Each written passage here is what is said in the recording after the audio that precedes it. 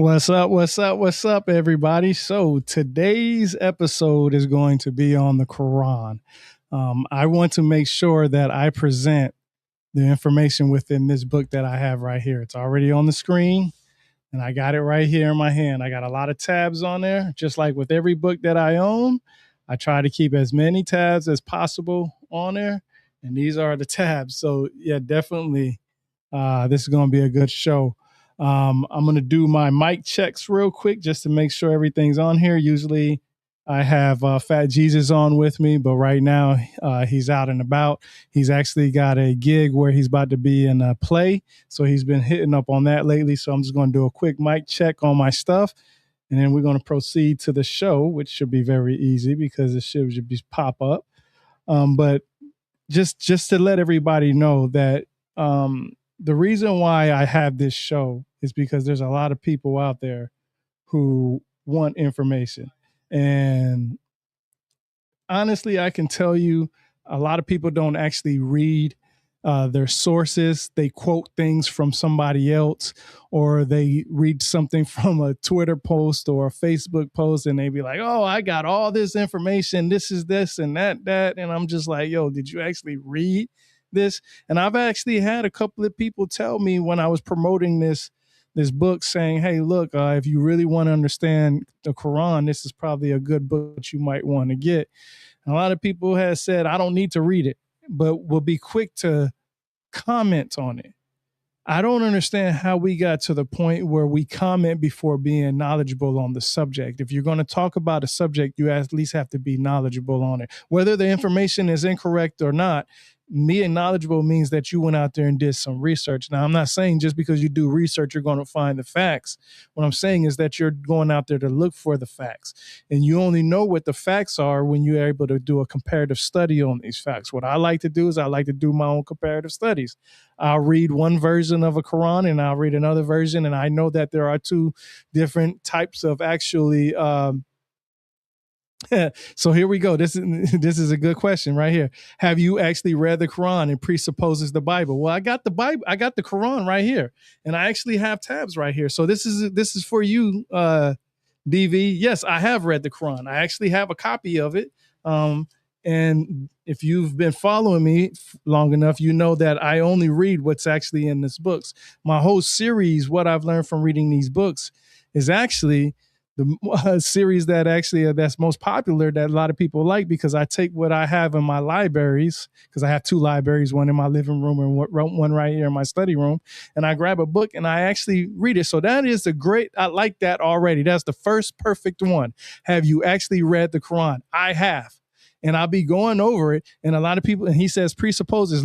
Before we even start, tell me what you mean by presupposes, because that could mean anything according to how people look at words and everything else. Yes, I do have an etymological dictionary, and I have dictionaries right here. So I want to know what your meaning is. And that's what's part of my show. So I'm glad you came in here to ask these questions. So the history of the Quran is, everything that I'm going to go over is going to be from this book. Nothing that I'm going to do is my opinions. I'm going to share. Actually, a lot of you already know what I like to do is because a lot of people are being lazy these days and they like to go to Grok, ChatGPT, and other sources like that. I like to, bring up those tools because I find, how can I say, it's a tool to use. Not saying that everything that you read in it or everything that you get from Grok or ChatGPT is 100% accurate, but it's basically saying you have to use the sources it gives you, but it also is based off of your prompts, I guess you can say, what you feed it and what kind of answers it gives you. DV, I'm definitely going to answer your question when I read from this, because you're asking a question that's very important. A lot of people will say that it does and it doesn't. Some people say it's its own entity. Some people say it's not. Some people say it's its own guidelines. Some people say it's not. Some people say all kinds of things about the Quran and the Bible and so on and so forth. But let's jump into the Bible. Well, the Bible, the Holy Bible, if you look up the definition of Bible, it just basically mean books, right? It's it's a whole bunch of books into one format, right? And that's how you read it. That's why you have the 5 books of Moses, so on and so forth. And then you have the Bible's made of, depending on what religion you follow, it could be 66 books, it could be 71 books, or it could be more than that, just depending on your religion. So for the most part, most people read the 66 book version, which is usually the KJV or the New International Version, and so on and so forth. So they have an actual guideline on what the Bible is. Now, we know, I say we as people who are knowledgeable on the subject, know that the Bible has different versions. You have the New International Version, you have the King James Version, you have the KJV 20 version, you have the Geneva version. You have so many different versions, right? That the English Standard Version. You got all kinds of different versions of the Bible, and they pretty much in so many ways say, I guess you can say they all hit on about the same thing, but they word it differently. One of my favorite, I actually have right here. This is actually my favorite version right here. And it's because of the simple fact that it's a study guide, and it's the New Jerusalem Bible. So on the bottom of it, let's see if it's too bright. So what it does is it tells you, what each of the scriptures mean. That's why it's a study guide. So I like to use that version for myself. Let's go ahead and go to the first tab, because this is important. Well, let me read what it says in the open book right here, because this is important. This part right here in the flap of the book, it says, this monumental feat of translation, the product of a 10-year-long collaboration between one of the most respected scholars of Islam, Bruce B. Lawrence, and a poet and scholar of literature, M.A.R. Habib. The Quran, a verse translation, offers readers the first rendering in English to echo in accessible and fluent verse, the sonorous beauty of the Arabic original, as well as the complex nuances of its meanings. Now, what's interesting about this is, what I want to say is that this is a 10-year-long guideline, I guess, that they use. That is collaboration of people coming together trying to bring out this important. Now, I want to make something very clear. I speak English, I read in English, I watch movies and shows in English, right? So for me, honestly, I'm going to read the version in the English version. Now, I know people say you don't read the Quran, you basically sing it, basically, and there's actually a more detailed version on how to read the Quran in here. But I'm reading it in English. So I'm using the words that I know how to read it. Just like when I read the Holy Bible, I've had people tell me, oh, you're reading a translated English version of the Quran. And I said, yeah, so what version of the Holy Bible are you reading in? Are you reading in the Hebrew Arabic, in the Aramaic version? Or are you reading in I should say Hebrew, Aramaic, and Greek version? And if you're not, and you're reading in English, then you're reading a translated version also. So when people sit here and try to say you're reading this English version and all this other stuff, I speak English. Okay. I understand what English words mean to me. I also have an etymological dictionary, which I use to understand the origins of words and the meaning, because there's origins for every word out there. So I'm not even going to sit here and try to argue with people on that. If you want me to read it, if I wanted to read it in whatever language the Bible or the Quran is in, for whatever version, then I'm going to have to learn that language. But I'm not going to do that, because that does take time.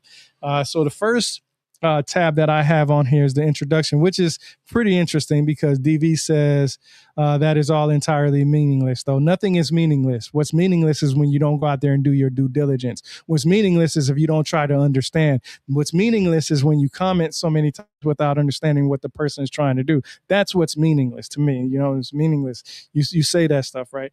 So let's just go in the cave of Hira on the outskirts of the Arabian city of Mecca. The prophet Muhammad is said to have received his first revelation. The cave is so small that only one person can enter.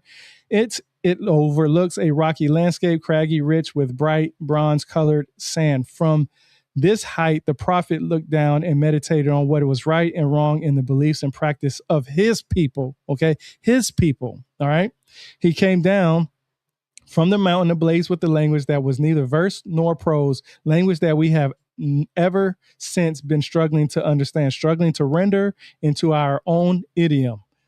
Muhammad would meditate in the cave of Hira during the holy month of Ramadan, the time in each year when blood feuds were suspended. Okay, that's interesting to me.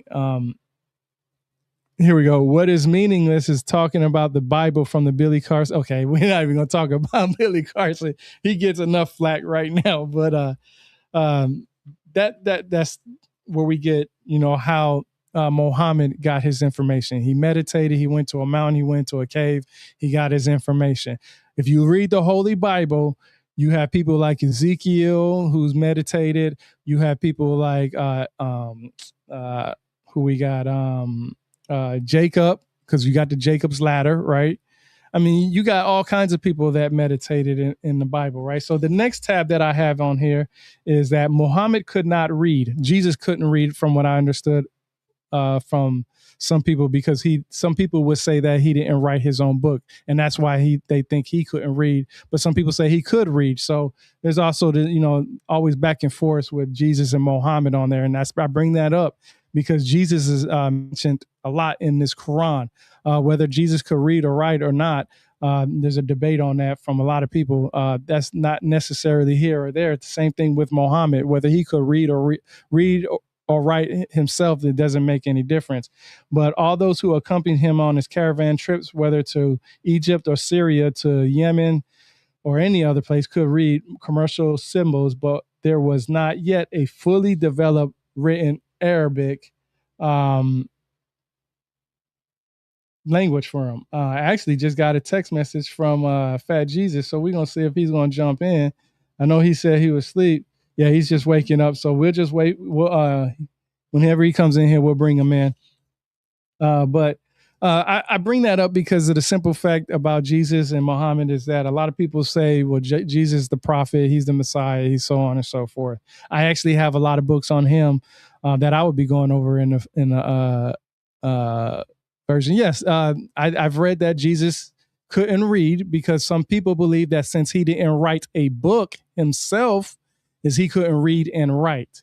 Okay, that's what the idea of Jesus. I didn't say that he couldn't read based off of my opinion. I'm telling you what other people say because he doesn't have a book that he wrote himself. There were others who wrote books on his behalf, right? That's why you have the different books of different ideas of Jesus. So let's just make that clear, is that's what other people say. Okay. Some people even say Jesus wasn't even real, right? And I've talked about that plenty of times. So if Jesus isn't real, then obviously there's going to be argument whether he could read or write. I'll say this real quick because this is important. That's going to be going into this book. I always tell people you don't have to fight about Jesus, whether he's real or not. Most people will sit here and argue up and down Jesus was real. No, he wasn't real. Yes, he was real. No, he wasn't real. But they sit up here and argue about that. But if you really just look at the teachings of Jesus himself, it was all about being a good person. So instead of worrying about whether Jesus was real or not, the teachings could be real. Now, people would say, how would the teachings be real and Jesus not be real? Well, it's the idea of knowledge. The idea of Jesus not just being a body, but being, how can I say, a group of different individuals that could have came up with this. I don't even know what the right word to use for that because it could be just Christ teachings, a name for something for that, like dictionary teachings. Let me use that as an example. The dictionary teachings, right? The dictionary is made up of so many different people, and it gives you the basis of all the words and origins and all this other stuff. So with that, it's hearsay or thearsay. DV says that there is no argument he didn't exist. Now, let me tell you something. And if you knew about the Shingo village in Japan, some people would say that Jesus never died and he moved his family over there to Japan. And they actually have a village over there in honor of him that has a gravesite, not just for him, but Mary. But see, this is the problem with DV, is that he's so quick to message and he doesn't understand everything. What I'm trying to tell you is that there are theories about everything. Just like with Muhammad, there are theories about Jesus. That's why for me, it's important for me as a person. I have to go to a book and see what I understand. I know what so many other people say. I know what everything everybody says. I'm just telling you what the other possibilities out there. So the next tab that I have on here is Muhammad's encounter on the mountain in the tiny cave of Hira was to change the course of world history. Revelations continued to come for the next 22 years, and they were eventually compiled as the text of Quran, literally recitation, which, along with Muhammad's practice, became the basis of the religion of Islam. So you got that right there. Now, this is so funny. DV comes in here and says, you're so quick to speak, you don't understand everything. You're right. I don't understand everything. That's why I'm reading from the book. I'm not going to, that's that. See, one thing I can tell you right now, this DV is going to be a troll. And I can tell you he's so quick, or she is so quick to message, that their emotions already got the best of them, because all I'm talking about is what I've read. I've already made that very quick. Bro, your argument is that there is a theory for everything about everything. Therefore, there must be a possibility and equal probability. Why wouldn't there be, right? If you don't know something, and two people are telling you two different things, what is your best route? How do you pick the right person to agree with? I always said this in the past. You can have two people with a PhD, went to the same classroom, took the same teacher, took the same course, took the same of everything, but still have different theories and arguments. That's why you have two PhDs arguing about two different things. That's just logic, and that's just mostly what's common sense, right? Because that's what people will use in some of their arguments, is common sense. See, people like DV, and I'm glad he came in here, or she came in here and said all this other stuff. What I like to do is read from the books. That's why I have this book in front of me. Okay. I don't read anything else. And I'm just telling you what I've done. Everything that I just said today, right now, especially about Jesus not being able to write, possibly, and this, that, and the third. I've already went over that plenty of times in other podcast shows. And I talked about it within the books that I read it in. My whole purpose is that before I say anything, I read the book for myself, I research it, and then I talk about it. If you have a better understanding than I do, and you're more educated than you think you are than I am, by all means, share it. But to sit here and tell somebody you don't know everything and this, that, and third, nobody knows everything. I've said this plenty of times before. There's not one book out there that has information about everything in there. So you have to go out there and do your own due diligence and your own research. So the next tab that I have on here is the early years. Muhammad was born in Khorasan. I can't say it correctly, but it's Qurasysh. So anybody that knows that word, you already can say it better than me. The most powerful tribe of Mecca, and he belonged to the clan of Hashim. He was an orphan, losing his father, Abdullah, in the year of his birth, and his mother, Amina. When he was just 6, he was adopted first by his grandfather, Abd al-Muttalib, and then by his uncle, Abu Talib. His first cousin, Ali, was a boyhood companion at this time. Mecca was a thriving center of both religious worship and commerce. Okay. So I just want to point this part out. Muhammad was employed in its caravan trade. By all accounts, he was a striking young man, handsome, of medium build, with black eyes and reddish complexion, and hair flowing to his shoulders. Okay, now that's interesting to me to hear that he had a reddish complexion, not black skin, not white skin, not tan skin, not brown skin, none of that, but reddish skin. That's interesting to me, because when I hear people talk about reddish skin, I usually think of Native Americans in a sense, right? I know some other people probably do too, because of the ideas here in America about that. So the opposition to the new religion, this is the next tab. 3 years after the first revelation, the prophet was instructed by the archangel to disseminate the message of Islam publicly. And this is when resistance grew. Like Christianity, Islam was a revolutionary religion. Just as the values of Christianity were sharply opposed to those of the brutal and materialistic Roman Empire, so the early verses of the Quran empathetically derided the corruption into which Meccan tribal society had degenerated. Now, this is interesting to me.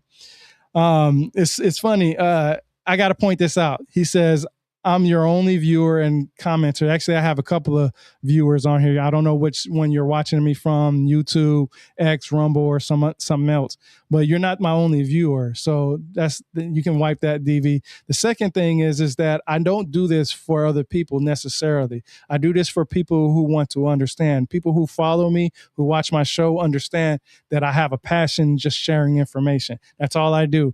I don't go out of my way to make anybody get mad. I don't go out of my way to make anybody emotional.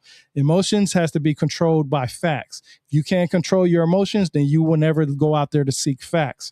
You started off already saying so many things before I even got into the Quran. I read it and I share it, and that's all I do.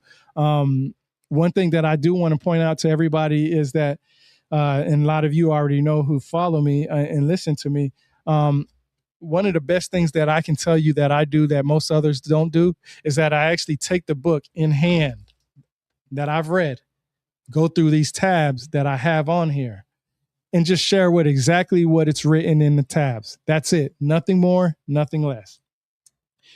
The next tab. In 619, Muhammad endured his annus horribilis. In that year, he lost Khadijah, his wife, his confidant, and his mainstay in all that he did. Muhammad's monogamous marriage with Khadijah for almost 25 years was something highly unusual at that time. From the age of 50 until 50, from the age of 50 until 52, he remained unmarried. Therefore, between the ages of 53 and 60, he married 10 women, primarily for political reasons. For example, he married Aisha and Hafsa, daughters respectively of the influential leaders of Abu Bakr and Umar. He also married a Jewish woman. Now pay attention.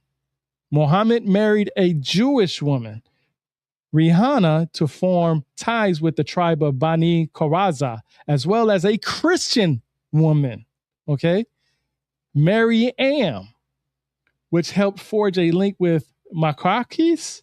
I'm going to just spell it Muqawqis, the ruler of Egypt. His marriage to an aging improvised woman called Sada was designed to exemplify kindness to women. Now, this is interesting to me. A lot of people would talk about how Muhammad married Aisha at 6 or 9 years old. There's different dates that people have said that I've heard and read, and that he had children with her and this, that, and the third. There is nothing in this Quran that I've read that actually says the age of Aisha. What I've learned was that comes usually from the Hadith literature. So just for clarification's sake, a lot of people don't know that. They say that the Quran says this about Aisha and that about Aisha. And I can tell you, once they start opening their mouth about her age and all this other stuff about, her having kids at a young age and this, that, and the third, there is nothing actually in the Quran that actually specifically says that in there. I want to make sure that people understand this because I've actually seen people argue that point, heard people argue that point. And I'm like, at this day and age with ChatGPT and Grok, it's very simple to figure that out. I can tell you right now, people, like I said, people just say things just to say it, only because of the simple fact that they want to feel that they're important and that they're knowledgeable on the subject, but they haven't even picked up the Bible. So let's go with the early wars. The Muslim immigrants to Medina had left their belongings behind in Mecca, which was seized by their opponents. Much of their property had already been confiscated, and they were still under threat. Shortly after his arrival in Medina, there came to Muhammad the following revelation in the Quran. Permission to fight is given to those who are attacked for they have been wronged, and God is all powerful.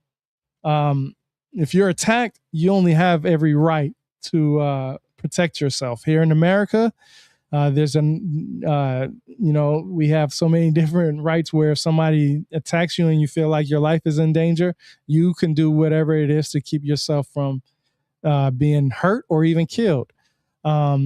Being attacked is also known as going into somebody's country that you're not supposed to. There's a lot of political stuff about that going on right now here in America, where they don't want certain groups of people come inside America. Which is very interesting to me, because the Native American indigenous people here of America, they didn't have that choice. People came here and took what they wanted, and that's it. And it was all because of Christianity. They wanted to convert the indigenous Native American people to Christianity. And that's in history books. But let's go to the next tab. And this is still the introduction, by the way. After Muslims attacked a Meccan caravan at the oasis of Nakhla in December 623, the provocation to Muhammad's former tribespeople was clear. Muhammad and his followers braced for the next outbreak in what was to become an enduring conflict with their Meccan kinsmen. During the next 9 years, Muhammad planned 38 battles that were fought by his fellow believers. He himself led 27 military campaigns, the merchant messenger, and had become not only a recognized prophet, but also a successful military strategist. Now, which is interesting to me is that Yahweh is known as the God of war. Now, me having been to war 4 different times, 2 to Iraq and 2 to Afghanistan, I can tell you, being at war and then being labeled as the God of war, you had to do some crazy stuff to be labeled that, right? That's just honest. So let's go to the next tab, which is still the introduction. Inspired by a dream in the year 628, Muhammad instructed his followers to set out for a pilgrimage to the Kaaba in Mecca, a rectangular shrine regarded as the holiest place on earth by Muslims. They believe the Kaaba to have been built by Abraham. Now, this is interesting, right? I'm going to say this again. They believe, Muslims believe the Kaaba to have been built by Abraham. Now, this is interesting because guess what? Abraham is known as the founder of the monotheistic religions, right? From the Jewish religion to the Christianity to what I'm reading right now, Islam. It's interesting because a lot of people would say, matter of fact, not a lot of, there's just a lot of arguments between Christians and Muslims, but there's a similarity in it. They both believe in Abraham. Now, I'm going to tell you something. I've said this plenty of times. The Sumerians are considered the first civilization because of their writing system. They are considered the first civilization because of the simple fact that these are the individuals that had a sophisticated type of writing system that other people could understand. Now, in order to have a writing system that other people could understand, you would have to have another group of individuals that was simultaneously building a writing system at the same time to trade with. Muhammad was in trading, which is interesting to me because he had to have some type of writing system. Pictographic script is considered a writing system, meaning basically that you draw out 2 of this, and you draw 2 of this out and you say, you want this for that, and 2 people can understand each other. And that's how writing systems basically started. But just to make things clear, Abraham came around 2000 BC. That's give or take, right? And that's also around the same time as the Sumerians and the Akkadians, right? Now, this is interesting because during the Sumerians and the Akkadians, there was a lot of different gods. We called them, most people know them as the Anunnaki, but they are known as the Anuna by the Sumerians. And that's when you have Enki, Enlil, Nihisaga, Shamash, and all these individual groups of individuals that were considered gods or individuals who were considered kings at that time. Some people call them kings, some people call them gods.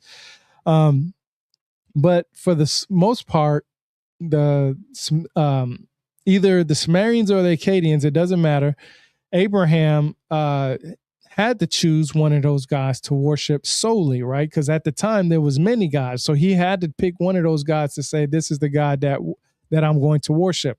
And it could have been possibly at the time where he was looking to have a son, right? The same a son that he wanted. So whatever God he prayed to, and then shortly after him and his wife having a son, that's I guess you can say in so many ways the guy that he would choose to worship. So the next tab is general characteristics of the Quran. The Quran, meaning resuscitation, was revealed to the prophet by the archangel Gabriel over a period of 23 years, 610 to 632. Its Arabic text has survived unchanged for over 14 centuries, and it is the primary source of authority in Islam, complemented by the Hadith. Okay? Complemented by the Hadith. Remember, I talked about that, right? Traditions or sayings of the Prophet. The Quran consists of 114 surahs, chapters, which are in turn composed of ayat or verses, singular ayah. The surahs are traditionally divided into Meccan and Medinian, named after their place of revelation. Now, this is interesting to me because guess what? Archangel Gabriel is mentioned in the Bible. So you can see that there is absolutely a similarity right there with Abraham and the Archangel Gabriel. Okay. If you're going to spread a message through, and it has to go throughout the whole entire world, you're not going to spread a message just to one person. That message is going to be spread to multiple people so it can get out faster, because if that one person has to experience some kind of bad juju, death or something like that, sickness of some sort, the message stops with them and nobody gets it. You get that message out to more than one person, it's easier able to survive. And I like to look at it like this, as a telephone game, some people call it. I like to say it just simple as this. You line 10 people up, right? I'm the messenger, right? I tell those 10 people what I want them to spread across the world. Okay. Those 10 people would interpret that message differently and say it in their own words to other people. But not only that, the people that they tell would do the same thing. So that means, just to keep it simple, a great example of this is I can tell one person one thing and I say, hey, go tell the other 9 people this, right? I lined up my 10 people. I'm going to tell that first person exactly what I want them to say, what I know and what I've learned and all this other stuff. And their responsibilities to tell the other 9 people. When I go to each individual of those people, there's going to be things that's going to be added and taken away. Some things are going to be exaggerated. Some things are going to be misrepresented, and so on and so forth. And guess what? That message would get carried out to other people. And we all know, as a group of individuals, that when you tell somebody something, they're not going to tell you it back 100%. Now, there are a lot of groups out there that do that, and I'll talk about that in the future. But back then, it had to be like that. You had to repeat what was told to you accurately. But sometimes people, in their emotions, they don't like what's being said to them, so they will tell other people half the message. And that's with anything. So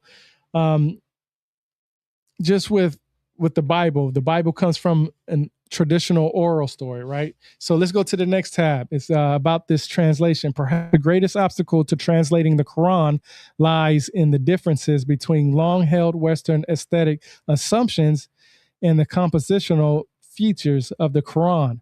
Those who read the Quran in any of its English renderings bring it to expectations of unity, coherence, narrative structure that are inevitably frustrated.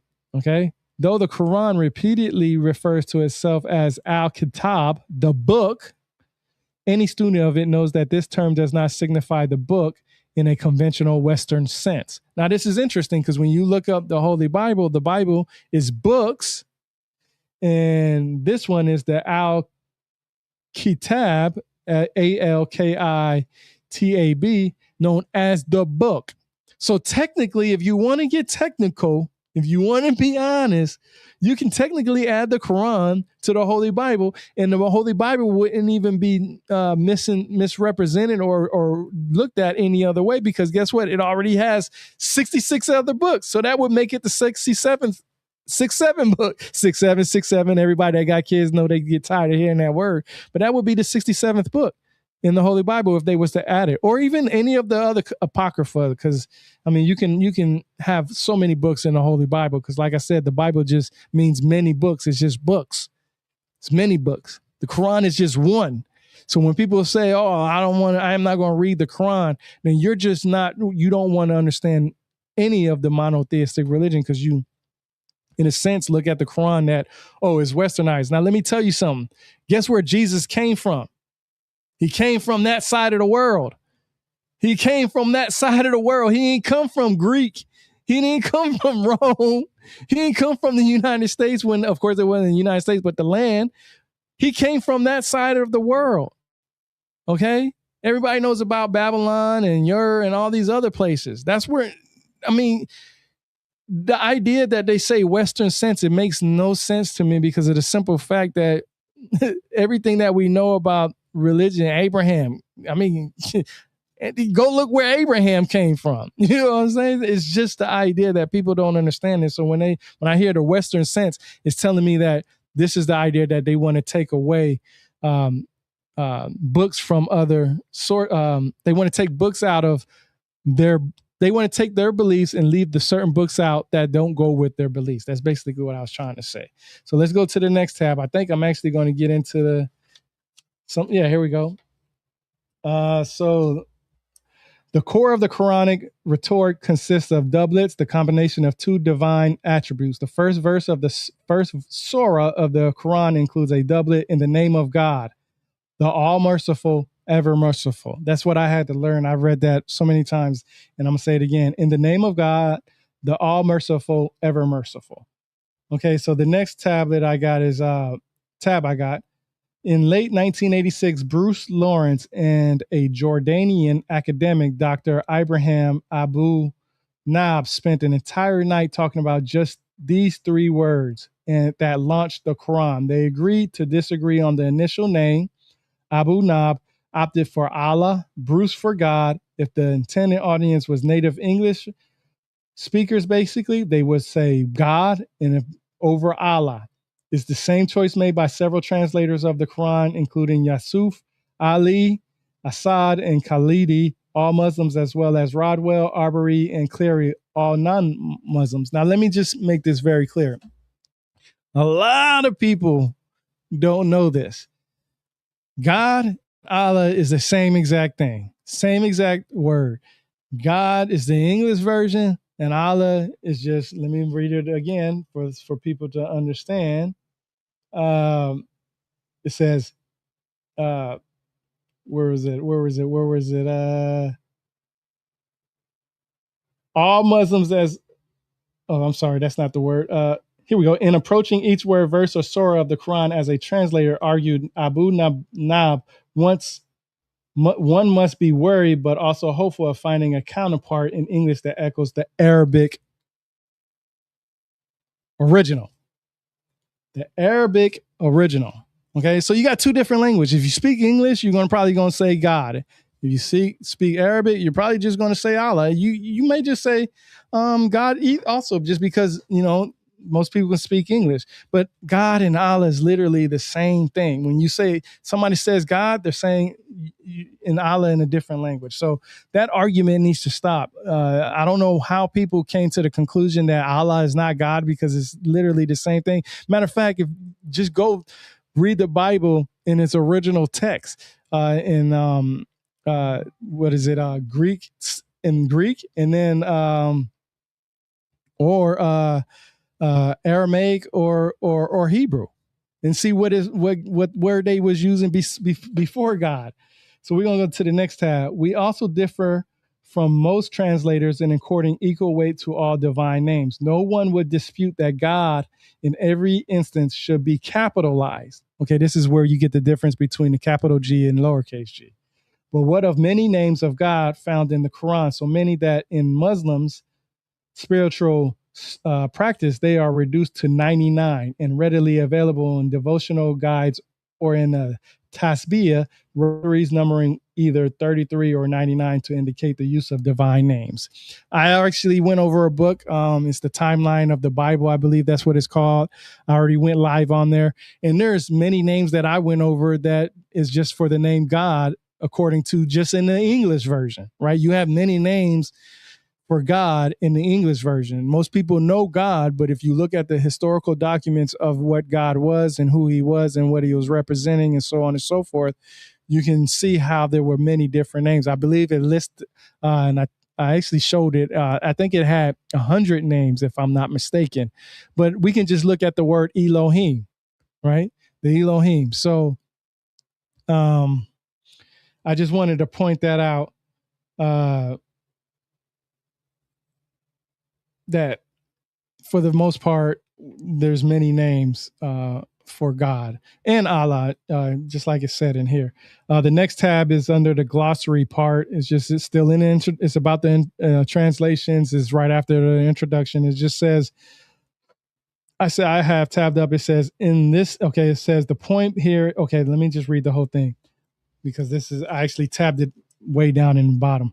Among the most elusive terms are Islam and Muslim. Both words recur in the Arabic, but not with the current meaning of a discrete religious community, Islam, or its numerous adherents, Muslims. These terms need to be understood in a comprehensive context. We see the Quran as an inclusive text aware of its own position in history, its own theological precedents, and its own status as a confirmation of previous scriptures. The Quran projects itself as the culmination of a long process of divine self-disclosure. It affirms a continuity between Islam and the earlier religions of Judaism and Christianity, stating on several occasions that there is no distinction between any of the prophets in these traditions. The point here is that this continuity rests on a broad definition of Islam as submission to the will of God and of a Muslim as one who submits. In this sense, Abraham is a Muslim. Okay.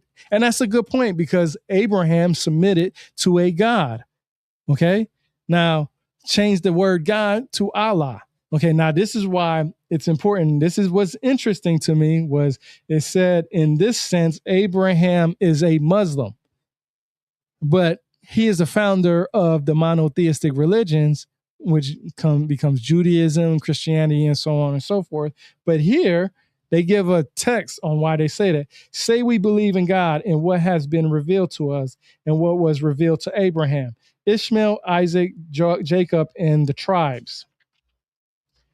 And in the books given to Moses, Jesus and the prophets from their Lord, we make no distinction between any among them, and to God we submit our will. That's literally what is described as what it is to be Muslim who worships Islam. It's very interesting, but that means anybody that submits to a God would be a Muslim in a sense, right? Because they're submitting to any God, which I don't necessarily agree with this portion of the book, because submitting to something doesn't make you a Muslim just because it says that, what a Muslim is and so on and so forth. Because we have people who are Native Americans who submit to one God that is not, in a sense, know anything about Islam or being a Muslim at all. So Surah to the cow. Now, this is interesting because I've talked a lot about the cows. I've wrote articles about it and stuff like that on my website, rebirthoftheword.com. You can go to my website. You'll go to the articles and you'll see how there's a lot of ideas about the cow. So let's go. This is the longest surah. It numbers 286 verses and is named the cow, designated by God or Allah as a sacrificial offering. Revealed in Medina, it relates to several prophets, Adam, Moses, and Abraham, with Abraham's home in Mecca depicted as God's house. Detailed instructions cover food, fasting, almsgiving, and prayer, but also address fighting, retaliation, writing wills, marriage, divorce, usury. It has several breaks, allowing the reader to absorb its component parts, especially V255, the verse of the throne, perhaps the most famous and frequently invoked verse in the entire Quran. So if you want to know anything about those two, that's the first one that you would read. Some of the tabs that I got tabbed up in this one. Humankind worship your Lord who created you and those before you, that you might be mindful of God. Okay. Or Allah, right? Let's see. How can you deny God when you were dead and he gave you life? Then he will bring you death and life again, and to him you shall be brought back. So this is section 221 was the first one that I read, and section 228 is the second one that I read. Now I'm going to read down I'm going to continue on section 29 now. It is he who created for you all that is on the earth, then turning to the heavens, he fashioned them as seven heavens, for he knows all things. Now, does that take anything away from the Holy Bible? No, there's plenty of verses in the Bible that can be interpreted that same way. We know he created humans, right? God created humans, created everything on earth. And then also we know that there are multiple heavens. It's just interesting that hold on, let me type this in real quick.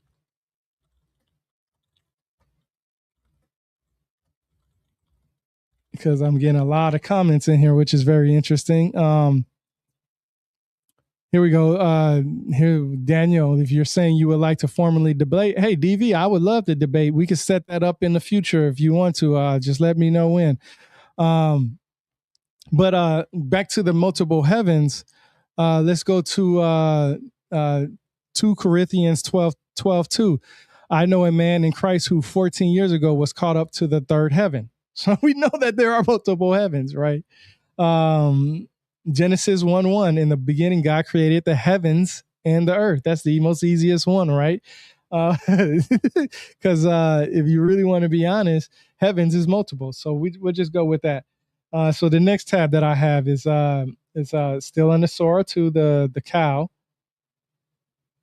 It says, we said, Adam, you and your wife may live in the garden and eat from it wherever you will, but do not approach this tree or you will both do wrong. I mean, we already know that's in the Holy Bible, right?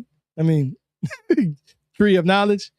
I mean, Eve eating the apple that most people think of it as. So in reality and honestly, we look at the Quran and the Bible. I've already showed you multiple similarities already with Abraham, Moses, and now you got Adam and his wife in the Garden of Eden, right?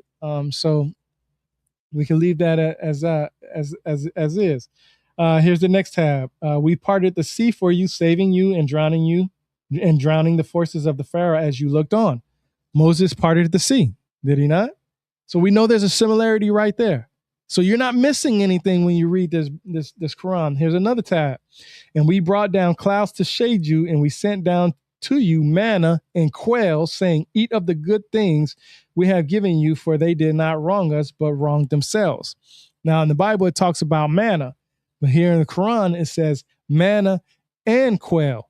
Now, manna is supposed to have been some type of dew or something that so many theories about it, but basically I've read it anywhere. It could be something that sustained the life, basically. What I got from most of my studies and research is that it was some type of liquid of some sort, or I can't even really put a word on it because there's so many different theories on what manna is. But we know what quail is, right? So you got that piece of information, right? So the next tab is those who believe, including the Jews, Christians, and Sabians, all who believe in God in the last day and do good works, they shall have a reward from their Lord, and they shall have no fear, nor shall they grieve. Okay? So right here, it just tells you those who believe, including the Jews, Christians, and Sabians, all who believe in God or Allah. This is interesting to me because why is Christians And why are Muslims arguing and fighting each other? This right here tells you you're mostly fighting over words. Oh, you didn't use the same exact words that I use. Well, grab the New International Version Bible and grab the Geneva Bible or the New Jerusalem Bible and see how they're different in different ways. Are you arguing about that? Yes, they are, because I've been said this plenty of times in the past. You cannot grab two Christians in a room and have them believe the same exact things. It just won't work out that way. That's why there's a lot of arguments with just in the Christian community by itself. Know those who reap evil, engulfed by their sins, shall be inmates of the fire where they shall stay forever. Now, that's just basically talking about hell, right? The next tab.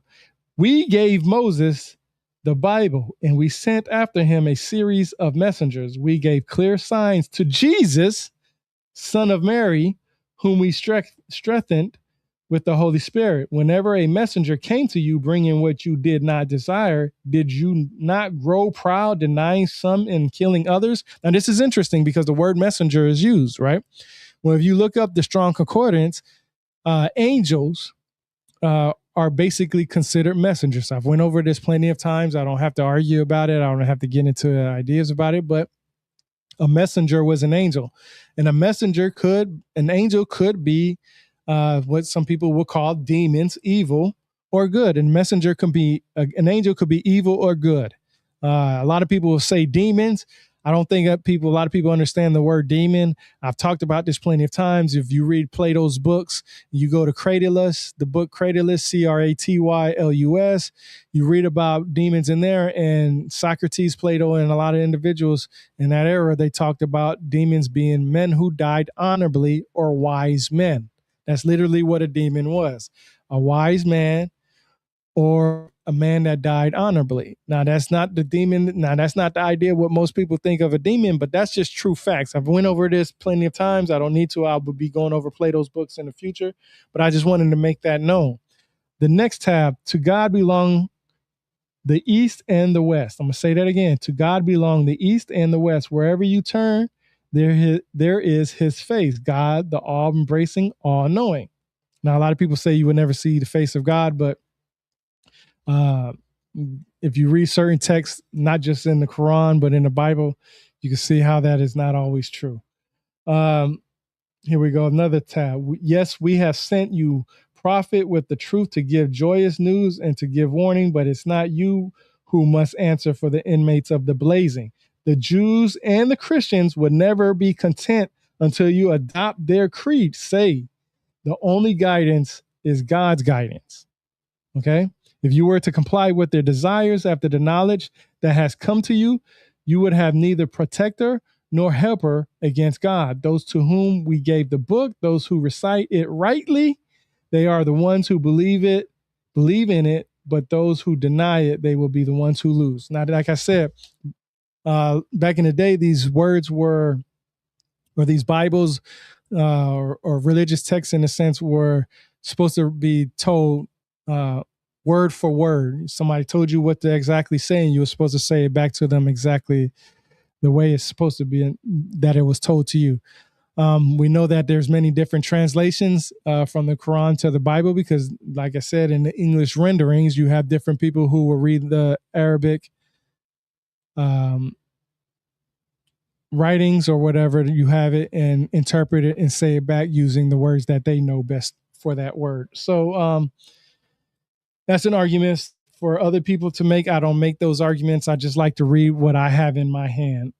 So the next tab is, even if you brought all the signs to those granted the book, they would not follow your direction, nor shall you follow their direction, nor will they follow one another's direction. Were you to follow their desires after knowledge that has come to you, you would be among those who do wrong. Now, that's just interesting.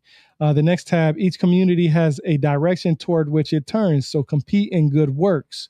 Wherever you are, God shall finally bring you all together. God has power over all things. So when they use the word God, they're just saying Allah. But a lot of people don't want to, which is so weird to me because the locations of the Holy Bible and the upbringings of Abraham and all these other individuals come from that side of the world. Next tab, you who believe fasting is ordained for you as it was ordained for those before you, so that you might be mindful of God, fasting for a fixed number of days. But if any of you is ill or traveling, then for a fixed number of other days, those who find it difficult may compensate by feeding a needy person. But if anyone does good of his own accord, it will be better for him. And fasting is better for you if only you knew. So if you don't have the opportunity to fast, if you're sick, if you're traveling, you got to feed somebody who's needy. How many people will actually do that? How many people are on the road right now every single day, traveling, doing this, that, and the third, or sick? How many of them are unable to fast? And then they take that number and see how many of them are helping people, who are feeding people who are needy. But how would you feed somebody that's needy if you're ill or traveling? Well, I mean, if there's a will, there's a way, right? So that's up to the person that wants to do the right thing. That's not necessarily in the sense of doing right or wrong. It's just if there's a will, there's a way. The next tab, it was in the month of Ramadan that the Quran was sent down as a guide for humankind, with clear signs of guidance and criteria for right and wrong. So whoever among you it present during the month should fast in it, and whoever is ill or on a journey should make up a fixed number of days. God intends ease, not hardship for you, and that you complete the ordained period so that you might magnify him for his guidance and be thankful. Now that's interesting to me, because it says literally right here, if you're ill or on a journey, should make up a fixed number of other days. So do it on days that you can't do it. If you can't do it on those days, if you can't do it during that time, do it when you're able to. It's just letting you know that you can't forget to do it. That's what it's saying. You can push it off because other things that act in a way took priority.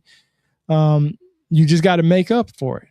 And there's nothing wrong with it, because in the Quran, it tells you it's okay for that. Because just think about it. Look at our economy and the way people are living today. You just got to make up for it. The next tab, you are allowed on the night of fasting to approach your wives. They are your garments and you are their garment. God knows that you used to betray yourselves, but he turned to you and pardoned you. So now be intimate with them and seek what God has ordained for you. Now, when a lot of people think about the Quran, they always think of the negative of, and this is just stuff that I've heard people say personally, that it's always about shaming women and putting women down and stoning women and this, that, and the third. Just look at how many times being stoned in the Bible is mentioned and so on and so forth. I bring that up because of the simple fact that this is one book. The Bible is made of many books. The next tab, and kill them where you find them and drive them out from where they drove you out, for persecution is worse than killing, but do not fight them at the sacred mosque unless they fight you there. But if they do fight you, kill them. This is the disbeliever's reward. So now I'm going to read this whole part, because this will make you understand. This is from they ask you, prophet, about the new moons, say they signify fixed periods for people and for their pilgrimage. Also, it is not righteous for you to enter houses by the back door. Righteousness resides in being mindful of God. Enter houses by their main doors and be mindful of God, that you might flourish. Fight in the cause of God against those who fight you, but do not transgress due limits, for God dislikes transgressors. And this is where that's talking about. And kill them where you find them and drive them out from where they drove you out, for persecution is worse than killing. But do not fight them at the sacred mosque unless they fight you there. But if they do fight you, kill them. This is a disbeliever's reward. But if they should stop, God is forgiving, ever merciful. Fight them until there is no more persecution, until worship at the sacred mosque is for God alone. But if they stop, let them be no more hostility except against aggressors.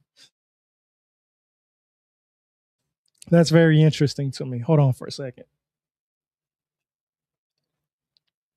That's actually interesting to me, because the fight is about, or I should say, the fight is for God. If you look in the Holy Bible, there are many scriptures in there, and I've went over them in the past. Like that's why I'm not going over them right now. But you can easily just type it in if you want to. There are many scriptures in the Bible about fighting for God or the Lord Himself. So there's no difference in that with the Bible, but it's, or with the Quran.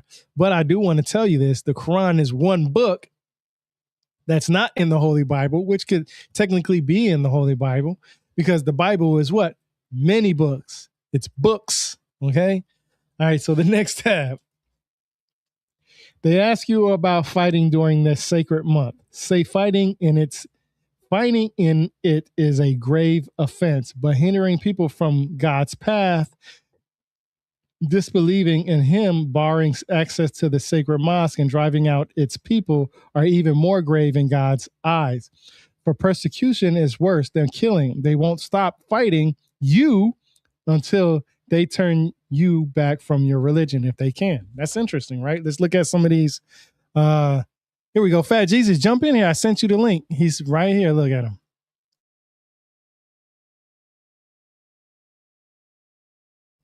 I'm just waiting for you to come in here. Let's see. So that's that tab. Let's go to the next tab, which is a couple of pages in. Okay. The family of Al-Imran. The family of Imran, named after the family of Moses and Jesus, numbers 200 verses. It was revealed in Medina following 2 early battles against Meccan opponents. Though not only the first Badr is mentioned by name, after addressing the divine origin of the Quran, it narrates stories of Zechariah, Mary, and Jesus. Before critiquing unobservant Jews, then exhorted believers to persist in the face of expulsion, warfare, and also the death of some companions. Now, that's interesting, because let's go to the next tab that talks about this. God chose Adam and Noah and the family of Abraham and the family of Imran over all peoples. Okay, we all know that God had a chosen people, but the Quran acknowledges that, right? The Quran literally acknowledges Adam, Noah, and the family of Abraham and the family of Imran of all peoples that God chose. So what's the difference between the Quran and the Bible now? There's another similarity. Arguments with Christians and Muslims, y'all got to stop arguing and just worship the God that you know. You can call him God or you can call him Allah. I know most Christians have never read the Quran and they only go off of what somebody else says. And guess what? They're misinformed. And it's sad because all this fighting and arguing for what? Really, is for what? What is it really for? Next tab. God said, and this is Allah because it's the Quran, but like I said, why they chose the word God, because it's in English. God said, Jesus, I will take you back and raise you to my presence. I will purge you of the company of disbelievers. On the day of resurrection, I will place those who follow you above those who disbelieve. Then you shall all return to me, and I shall judge between you on the things you dispute. I mean, come on. They're talking about Jesus. So obviously they believe in Jesus, right? They believe in him a lot. Throw the scratchy up in here. Got this T next to me. But it's just interesting to me that you can read about Jesus in the Quran. So anybody who's a Christian who wants to know more about Jesus, guess what you would have to pick up and read? That's if you really believe in Jesus, that is. You would pick up the Quran because at bare minimum, you want to know what other people are saying about the Quran. I mean, at least I would, right? Here we go. You shall never attain righteousness unless you give freely from what you love, and God knows fully what you give. All food was lawful for the children of Israel, except for what Israel forbade himself before the Torah was revealed. Say, bring the Torah and recite it if you speak the truth.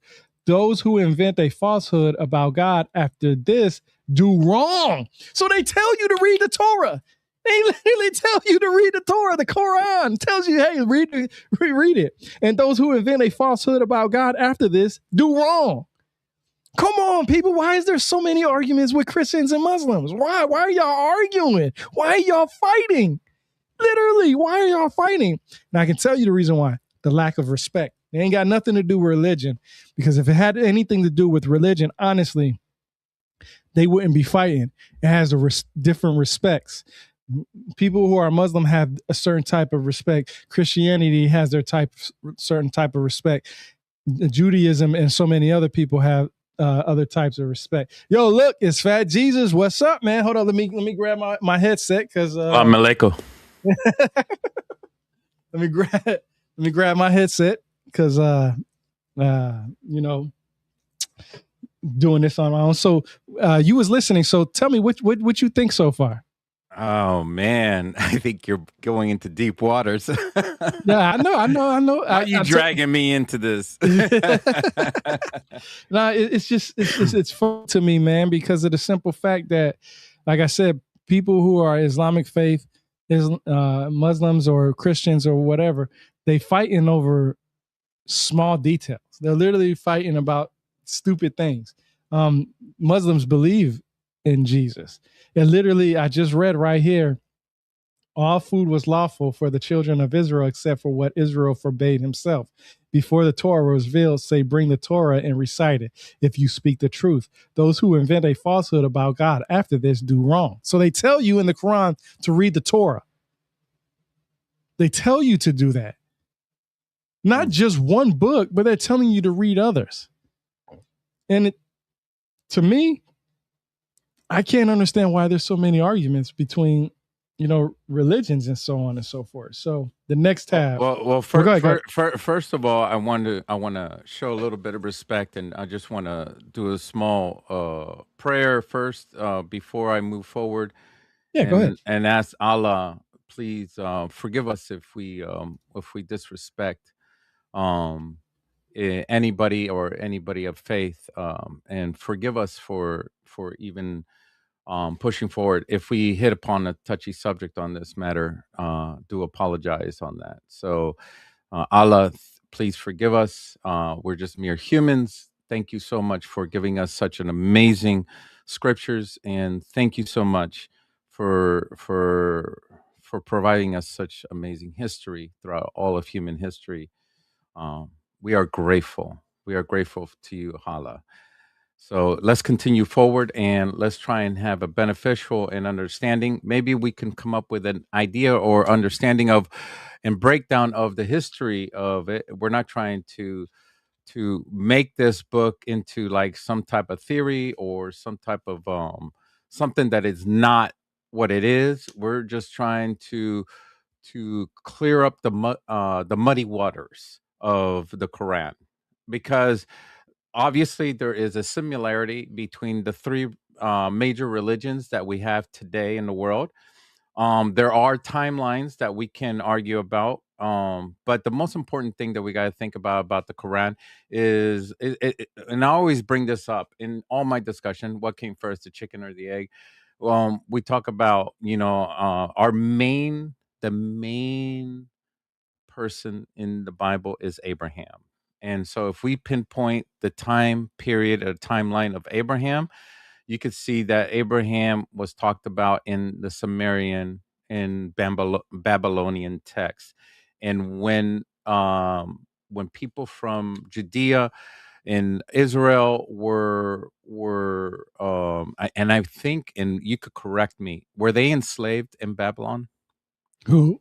The Israelites, were they the Jewish people? Were they also slaves in Babylon? It depends on what you call slavery, because there's a lot of the definition of slavery could also be like they could have agreed to slavery, like they work for a specific amount of time, or for a certain land or certain things. So I mean, our definition of slavery could be like they plucked them out of the land and they had no rights.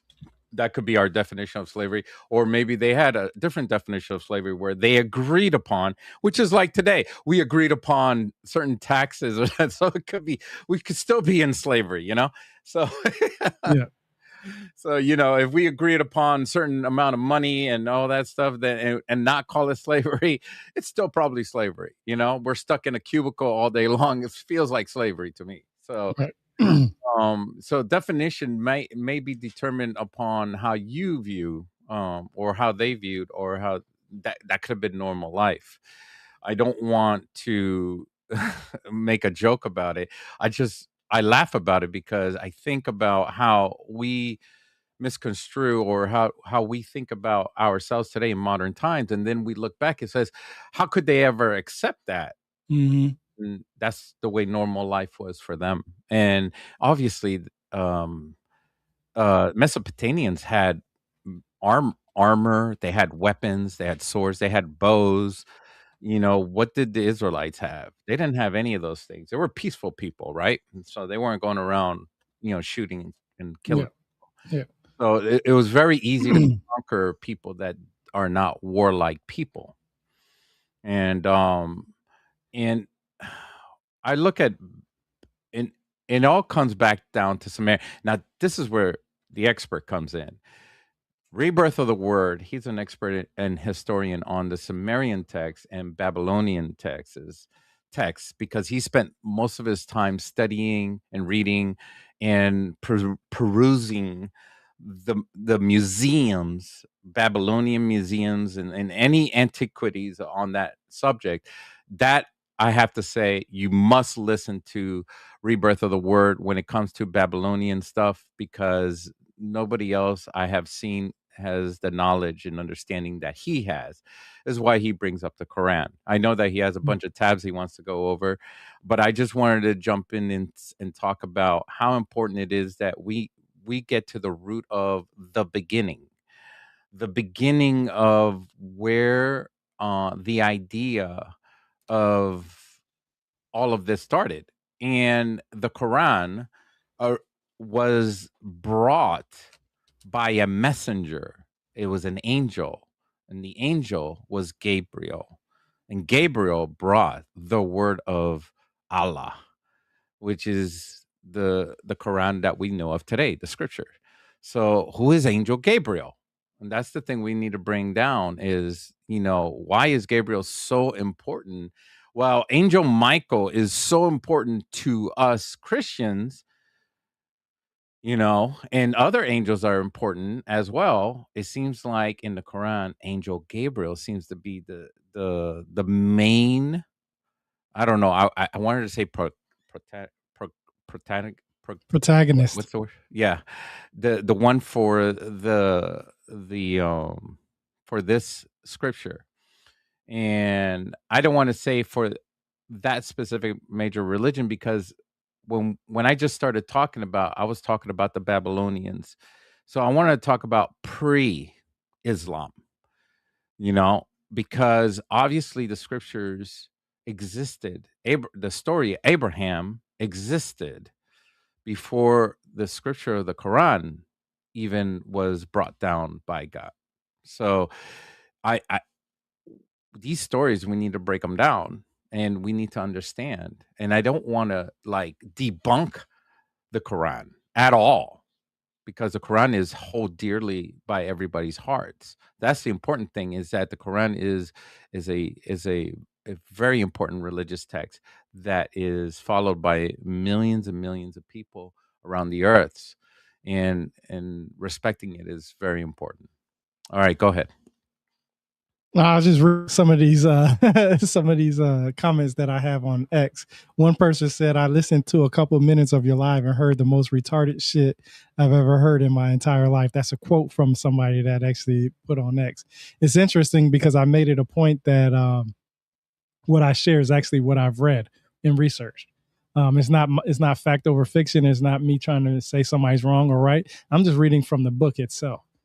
So if they found it incorrect or didn't like it, then they probably wouldn't like this book. I asked them which is, so that way to see what they would say.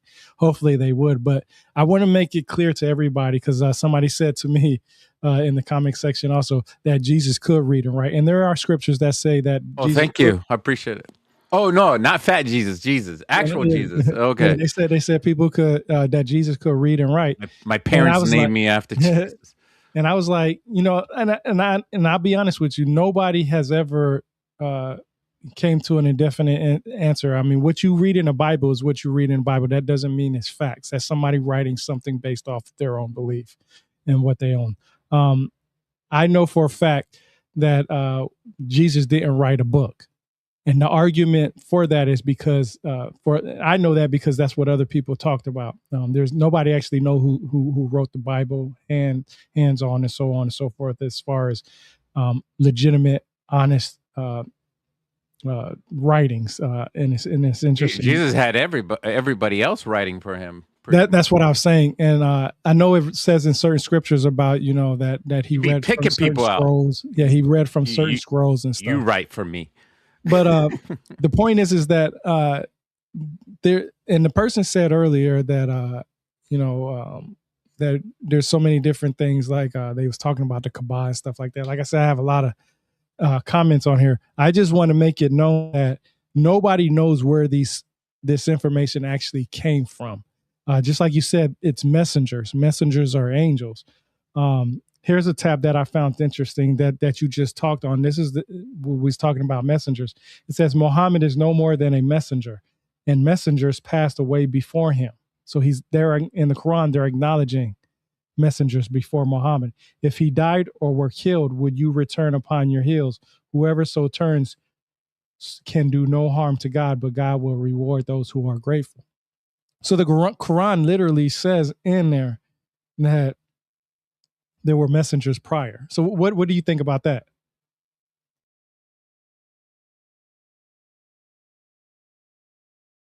You don't know? You don't have nothing on that? No, not at all. See?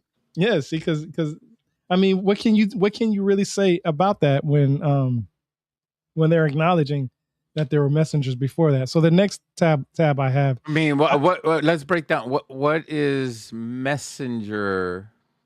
To me, messenger is angels of God. But Yeah, what is the definition of a messenger that's what it is. altogether? It's just a messenger is an angel basically. Mhm. An angel is a messenger. In the Strong Concordance, I said it earlier before we got on. Angel means messenger, and an angel can be evil or good. It doesn't matter. And I went into the details about demons when people don't You understand the didn't word tell demons. people that Jesus didn't know how to write or read, did you? Yeah, Oh, you can't say that because according to the New Testament, yeah, that's what I said. Jesus did bend down and write on the ground with his fingers while teaching. Now that's So why I was he had the ability to read and write because he that, did that that write in the sand. well, that's the thing. Who said that? Let me see. It was in the New Testament in John It should be 7:53, okay. 8:11 Now look up who wrote to 8 John. and 11. Now look up who wrote John. Oh, the Gospel of John, man. It's written Yeah, by look. John. Type that in. Who did John? Look it up. Yeah, type it in. All right. Who wrote John? And see what it says. This All is right. what I was talking about, that they don't know who actually wrote what. Unknown author. Exactly. So it could be anybody just saying anything. That'd be crazy. But do you see what I'm saying? It's an unknown. It's labeled as John. But when you go do your due diligence in there and you find out that it's an unknown author, anybody could say anything.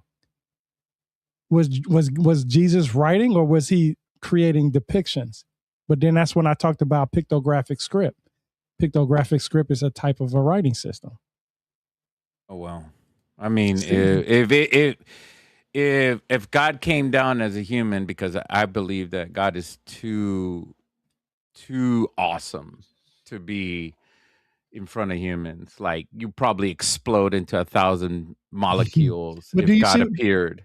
But do you So- see what I'm saying though? You see what I'm saying is that when people argue that Jesus could read and write because it says it in the Bible, Mhm. people are going to believe that because it's the Bible.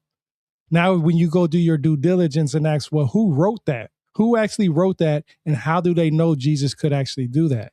Because in a sense, and I didn't want to bring this up, there's a lot of people who are depicted as Jesus. Jesus even actually has a twin. He had brothers. Well, So now it makes you think, okay, well, were they did those talking about brothers Jesus? come afterwards? I mean, of course, after he was born, yeah, but I believe, Yeah. yeah, I mean, but remember that Jesus didn't come from any man. exactly. So God, now we get that into that a whole, that and is that's why I that. talked about. That's why I said earlier. That is exactly why I said earlier that everybody argues about who Jesus is in the physical form rather than the teachings. How Now it could gets how could they? I mean, I guess they wouldn't be brothers as per se. They would be half brothers still brothers though. because It's still brothers, half or not. It's still brothers. it wouldn't be the same father. Still be brothers though, whether it's half or not. I wouldn't go around calling somebody my half brother if I had. I actually have a half brother, but I I don't mean, call him half we're brother. being technical. We're No, breaking no, it yeah, you're down. right. That's what I'm saying. Is that's the argument? Is that I'm not saying that he couldn't read and write because it's facts. I'm saying that's what people argue.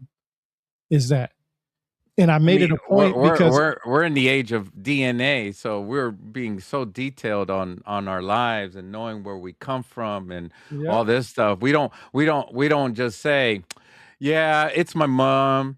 yeah, yeah, But even though I'm adopted, it's just my mom. Nowadays we always say, yeah, I'm adopted, and that's my mom that adopted me, but she's still my mom because she's the right, one who raised me. You yeah. know, so there's details behind all that. But my whole point is that I know the arguments of whether he could read and write. If somebody said, "Could Jesus read and write?" I would say, according to the Bible, it says it, and I would give them the scriptures to that. But if somebody said, "Hey, is it a fact that Jesus could read and write?" I'm gonna be like, "No, there isn't. There's nothing that we know for a fact that he does except what somebody else says." And even what the book says is it's an unauthored uh, individual. Now it's like he say, she say. Now we're back to that format, right? That's crazy. You just hit upon something that's very interesting with the unknown author, because I was researching on royal decrees and how kings and queens considered someone royal, even though you have a DNA that says you are a direct descendant to a royal family. They don't consider your DNA as proof. They actually consider paperwork. So if you have the paperwork that was handed down through families of generation, but let's say if you lost that paperwork, you were in a farm, or your family was on a farm, or your great grandmother, and all of a sudden it got just washed out into the ocean or something like that. And then now you don't have the paperwork anymore. You have no more proof. So even though your DNA is the proof, you're a direct descendant of the whole family line, the royal family does not accept you as a direct descendant. It has to be the paperwork, which makes one wonder, who can fake or who can be whoever they want to be. Back then, they go by this old antique like paperwork thing where anybody can just make believe who they want to be, right? I mean, I'm sorry, people. I mean, I went off on a tangent there, but it makes me think about how in the past how people leveraged the idea of who is who and who was what That's in that's why paperwork. that's why I brought up Jesus being a twin, because not in the Bible it doesn't necessarily say. Well, see, I hate using the word Bible because it's made of many books, and it doesn't. And the Bible can be including different number of books, but the Nag Hammadi, Nag Hammadi Keep library. going while I let my dog out because he's Yeah, going nuts. yeah. The you got what you could call Judas Thomas, right? A lot of people believe that in the apocrypha books that Jesus had a twin. So when people say Jesus did this, I'm just like, well, could that have been his twin, according to the apocrypha? And there's so many arguments on that. That's why I like to say I know what other people say. I know what the arguments are. I know what the different theories and so on and so forth is. But as far as the facts, it's hard to say factual, this person said this or that person said that. You can only go off of what is given to you. Just like you said, if you lose your manuscript or your writings and stuff like that, you don't no longer have proof of what's going on. And then these are found thousands of years later somewhere else. So arguments can be made, and that's one of the reasons why I only like to stick to the books itself. The next tab that I have on here was you who believe, be patient, compete in patience, be constant, and be mindful of God that you might flourish. So the next tabs, I want to show this because this is very interesting, because I was just talking about how a lot of people always talk about women and so forth and so on. And yeah, I can see that. Right here. Yeah. They actually have a section. Just move it left or right a little bit. That way it could be more blurry. You see it now? Yeah, it's fine. So they actually have a section for women. So this is interesting. It says the late Medinian, this surah numbers 176 verses and concerns women. First, those who are afflicted by war, widowhood, or raising orphans, then those faced with challenges of fornication, divorce, or inheritance. The prophet's authority as God's emissary and arbiter is extolled, while those deemed hypocrites and people of the book are reminded of God's transcendence and self-sufficiency. Jesus is the Messiah, but also servant of the one with the angels stationed near him. So in the Quran, they literally say Jesus is the Messiah. So that's another similarity, right? Jesus is the Messiah. The Quran says that. It literally says that. But here we go. Humankind, be mindful of your Lord, who created you from a single soul, and from this created its mate, multiplying them into multitudes of men and women. Be mindful of God, in whose name you ask one another about your rights and those of your relatives. God is ever watchful over you. Give to the orphans whatever wealth is left to them, and don't substitute worthless things for things of value, nor consume their wealth along with yours, for that would be a grave sin. The next tab I got is it is forbidden for you to marry your mothers, your daughters, your sisters, your father's sisters, your mother's sisters, daughters of brothers, daughters of sisters, the foster mothers who nursed you, the foster sisters nursed with you, mothers of your wives, the stepdaughters in your custody, born of the wives with whom you were intimate. Though if you were not intimate, there is no blame on you, the wives of your sons, who are from your loins, and two sisters at once. However, the past practice of all things is excused. God is forgiving, ever most merciful. If Christians can go around and say God is all forgiving, why can't people who read the Quran who are Muslims believe the same thing? You know, because a lot of people will say, like I talked about earlier, Muhammad married Aisha at 6 to 9 years old. There's arguments on that, but the Quran doesn't actually says her age. Okay. That usually comes from the Hadith literature, even though that the Hadith is supposed to complement the Quran, just like the Apocrypha is supposed to complement, like the Book of Enoch is supposed to complement the Holy Bible. If all past practices can be forgiven and excused by God from the Christian side, then it can be the same for people who believe in Islam. Now, a lot of people would say Muhammad married, a 6-year-old, a 9-year-old, whatever the case may be. And they're arguing that fact. But then people who are in the Christian faith forget that Mary was either 14, 15, or 16 when she had Jesus. That's still a child. So talking about another religion's practice without acknowledging your own practice, you're just picking and choosing what you think is right versus what is wrong. Both are wrong, right? If we look at it at our modern sense of time today. And that was, not for nothing, like you said, this discussion, this podcast, this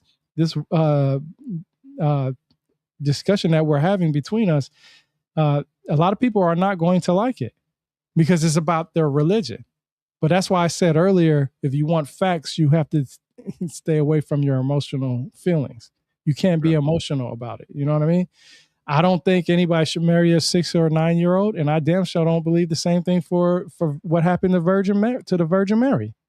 No, Okay, that's a practice that has been going on for centuries now here because of the lack of human beings on the planet, also of that region. There were because they were trying to grow the amount of population within that group or the family, and served them well for that area, but it's a disgusting practice even though there's like an honor system, but then it just brews a behavior that is, you can encourage someone with a disgusting attitude, such as like somebody that wants to be with children and stuff like that. It allows that door to be open. It should be completely closed. So, I mean, we have over 7 billion people on the planet right now, so it's just not necessary anymore. it was never necessary. You know what I mean? Never. The Uh, next tab, well, I don't believe in it either. yeah, So but I that's what mean I'm saying. that's something that they practiced and they wholly believed in it. Yeah, So I mean they thought it was necessary, but we yeah. don't.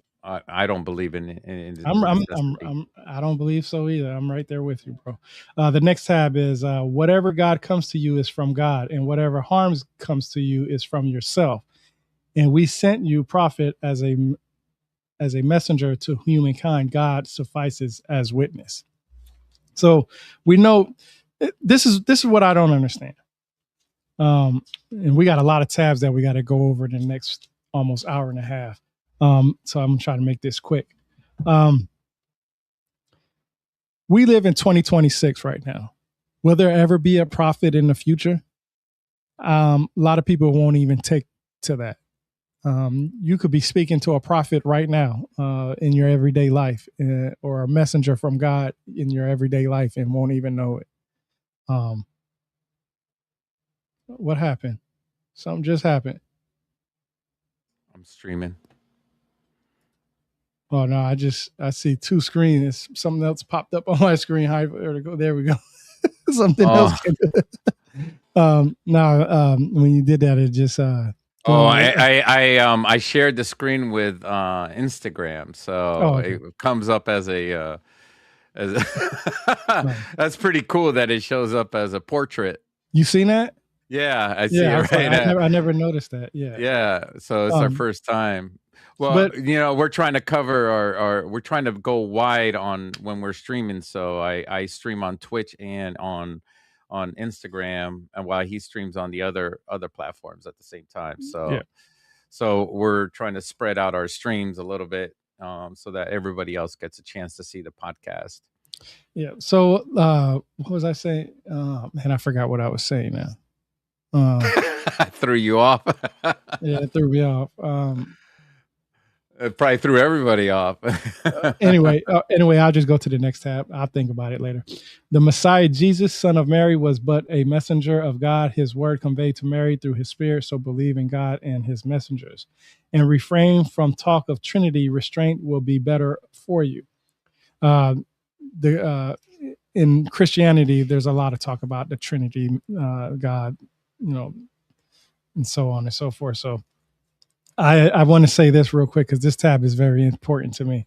I thought this one was interesting. It says in the Torah, we told them a life for a life, an eye for an eye, nose for a nose, tooth for a tooth, and fair requital for any wound. But those who forego reprisal out of charity will thereby atone their bad deeds. As for those who do not judge, but by what God has revealed, they are wrongdoers. In their footsteps, we sent Jesus, son of Mary, verifying the Torah that came before him. We gave to him the gospel, bearing guidance and light, verifying the Torah that came before him, guidance and counsel for those mindful of God. Now that's interesting.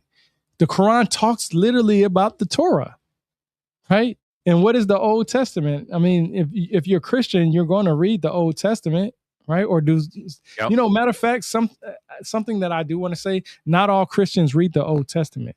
Not all Christians believe in the Old Testament either. So that's actually interesting to me. A lot of them skip that over that portion of it anyway. And I'm always quick to say that I believe the Old Testament and the New Testament should be separate. they shouldn't be one book that you can pick up and read. It shouldn't be together like it is that the way they have it. So that I always found that interesting. The next tab is the cattle, late Meccan with some Medinian additions. This surah numbers 165 verses. It refers to pre-Islamic practices about cattle sacrifice, but also offers strong directives about exclusive worship of the one God, ending with the exemplary testimony from the prophet. So that's one. Let's see. Let's go to the next tab. Oh wow, this one's deep in there. Here it is. Say in the revelation to me, I do not find any food forbidden except carrion, flowing blood, or the flesh of swine, for it is foul, or animals over which a name other than God's was profanely invoked. But if someone is compelled by hunger without intending to sin or transgress, God is forgiving, ever merciful. So let me just tell you something. In the Quran, it literally says you can eat pig if you're hungry. It says right here, but if someone is compelled by hunger without intending to sin or transgress, God is forgiving, ever merciful. So technically, you can eat swine. Technically, you can. Yeah, but that was a bad idea back then because they didn't know how to cure it. But you can still eat swine. It doesn't matter. You can eat pig. It says. I don't eat swine. No, I I'm mean, just saying. I've stopped eating pork ever since I started losing weight. So, but what I'm saying is this: in the Bible, in the Holy Bible, it tells you food that you cannot eat. Right? yeah. People eat that food anyway, right? Because they feel like they can eat whatever. Right? In the Quran, it tells you food that you can't eat also, but it says right here, and I'm going to say it again, but if someone is compelled by hunger without intending to sin or transgress, God is forgiving, ever merciful. So go at it. Eat that pork, eat that bacon, eat that sausage. It's so hard. It's so hard to eat food these days without pork being in it too, because hot dog has pork, all types of different meat, mystery meat. Everything is You mystery can't meat eat these gummy days. bears because You gummy know? bears Yeah. has that. But yeah, Yeah, I mean, it's disgusting. Like, it and I know because of because I went through bariatric surgery. So anything with pork in it, it seems to affect my stomach in some way. So if there's any remnants of pork inside of it, my stomach will start acting up. And it's like, man, does that thing have pork in it? Because my stomach is acting up the way I always eat pork. So I'm like I'm a pork detector, you know. mm-hmm. I can't, and my stomach is a pork detector, so it will detect if there was some kind of pork inside some kind of food. And so you can't lie to me. You cannot lie to me. If you're a manufacturer, you try to stick pork into your food. You can't lie to my stomach. It Mm-hmm. will detect it. It will be like upset. It'll be like, oh, what is this? And I'm like, this thing has pork in it. It's weird. It's wild. Some people can do that. People can do that. Certain foods, especially if you eat peanut butter. You know, like people have Yeah. peanut butter. They you have to have an injection because if you know they have a nut allergy or something like that. It's crazy. They could die from it. Yep. So yeah, it's real. It's real.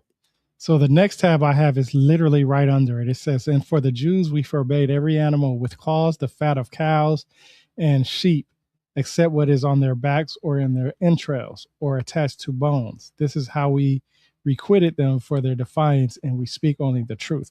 So when they say that they were giving people information, these messengers, the same messengers that were given to, to start Judaism and Christianity. The next tab I have is, "We created you and shaped you. Then we commanded the angels bow down before Adam. All bow down except Iblis, who would not bow down." Iblis, Iblis, is basically Satan, the one who uh, didn't want to, who didn't agree with. So okay, so let's break down Iblis. So Iblis comes from how far back? When did Iblis come into play within is this in the Egyptian He's just Satan, he's just Satan.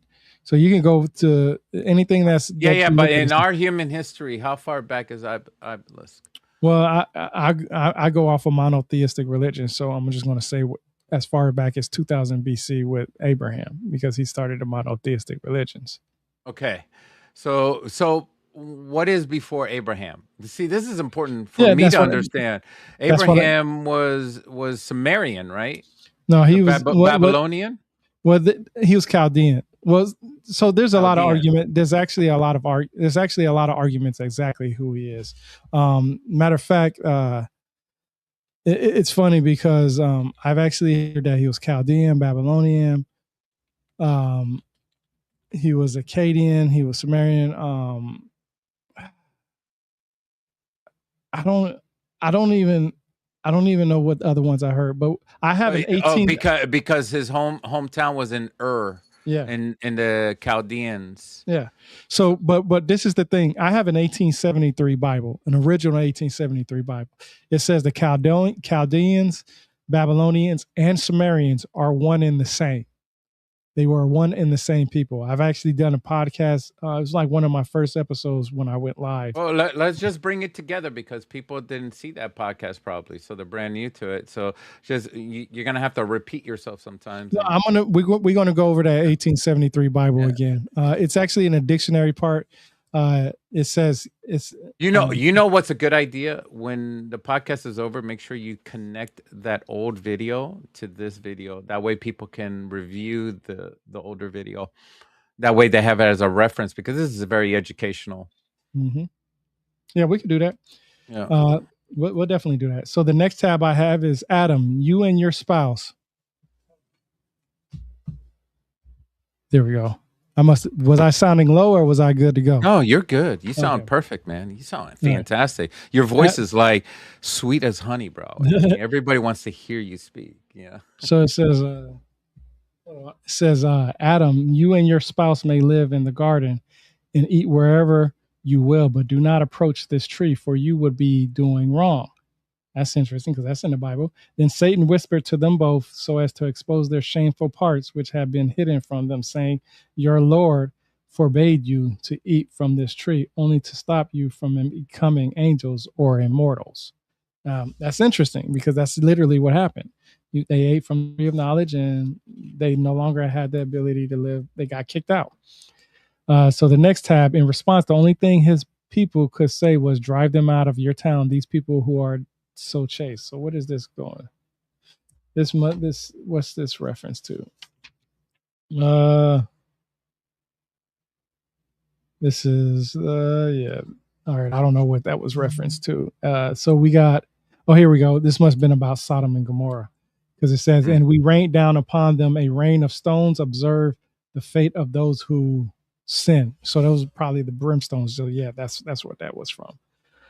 So the next tab is, but if the enemy inclines towards peace, you should also incline to it and put your trust in God. He is all hearing, all knowing. Now, this is interesting because when I was talking about the holy wars earlier, if Christians and Muslims stop arguing about and stop having these holy fights, there can be definitely peace. If people want peace, they have to project that peace. They can't go out there and have wars like we are having today.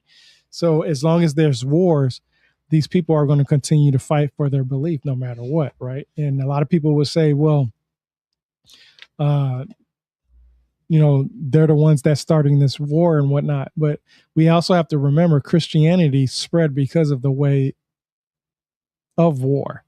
Look at I was talking about the indigenous and Native Americans, people here just in the United States. When Christianity came over here, they did a lot of stuff to convert the Native American and indigenous people to Christianity. And you can look around the world that's that way. In Africa, you can see that there were many different ideas about the Yoruba religion. And most of the people in Nigeria now are going into a Christianity. They don't follow the Yoruba religions anymore. So that's just that's Okay, so Babylon didn't become powerful. They were basically a small town until they became powerful until a certain king came into play, correct?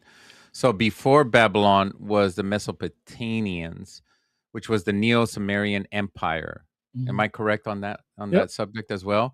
Centered right in Abraham's hometown of Ur. So imagine that. So Abraham was was alive, or what, or pretty much was in the middle of the Neo-Sumerian Empire at the time. So historians call this specific era the Third period, roughly 2112 BC to 2004 BC. This empire was the absolute superpower of the region during the exact centuries traditional biblical timelines place the birth of Abraham.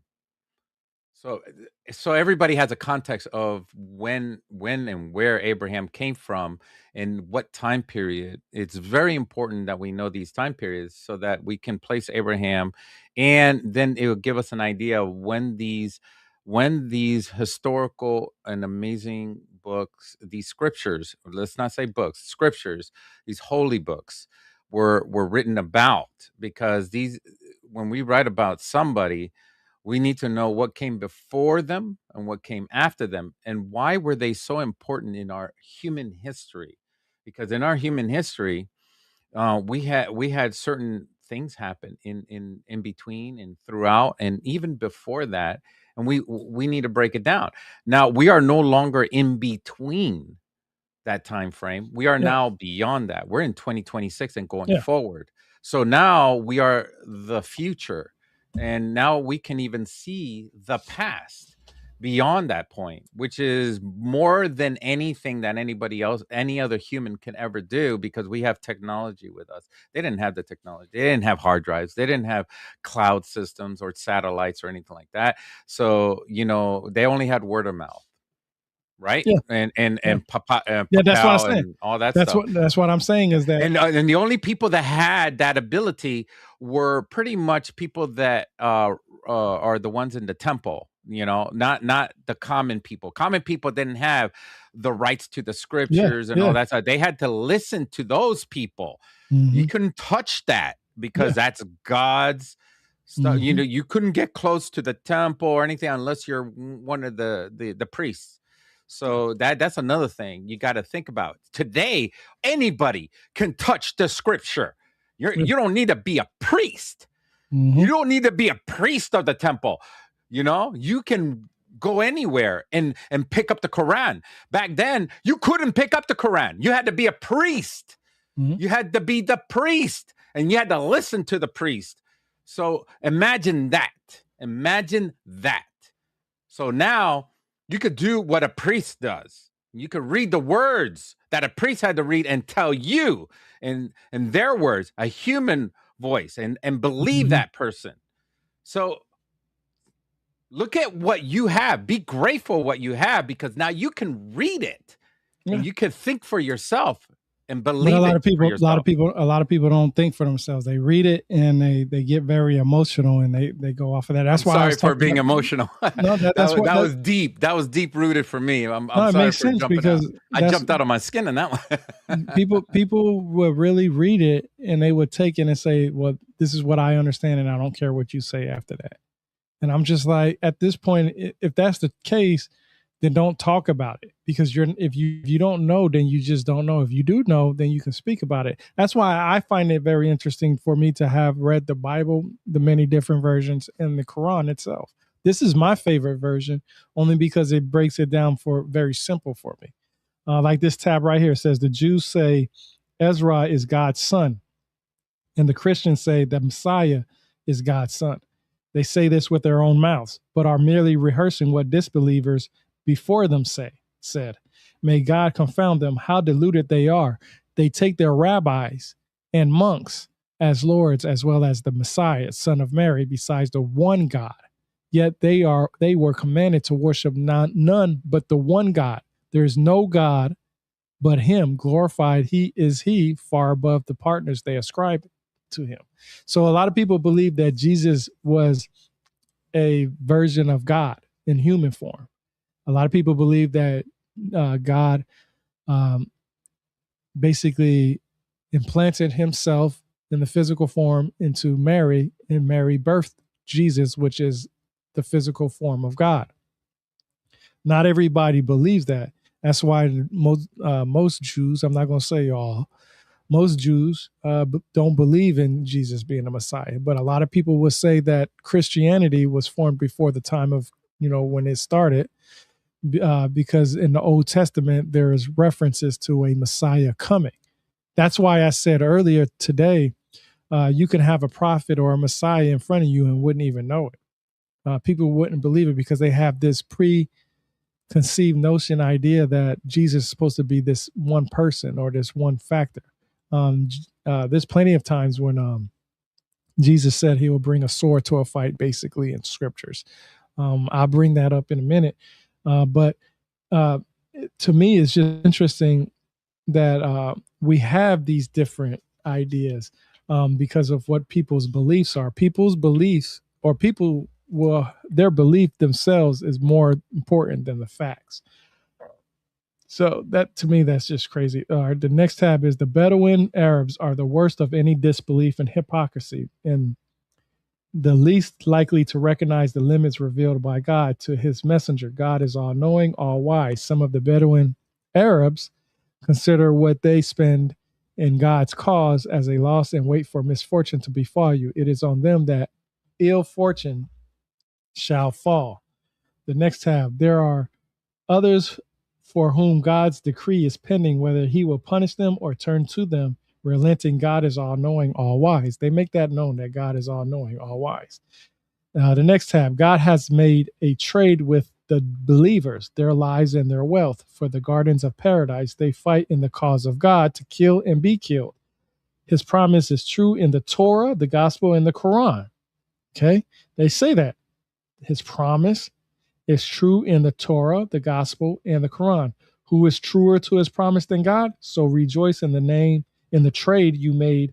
It is the supreme triumph. Here we go. The next tab. Abraham did ask for forgiveness for his father, only because he had made him a promise. But when it was clear to him that his father was an enemy of God, he disowned him. Abraham was tenderhearted for being. Of course, Abraham would be disowned, or he would be uh, um, looked at as somebody that's not to be looked up to, because Abraham's father had to worship one of the Anuna slash the Anunnaki. I always said that.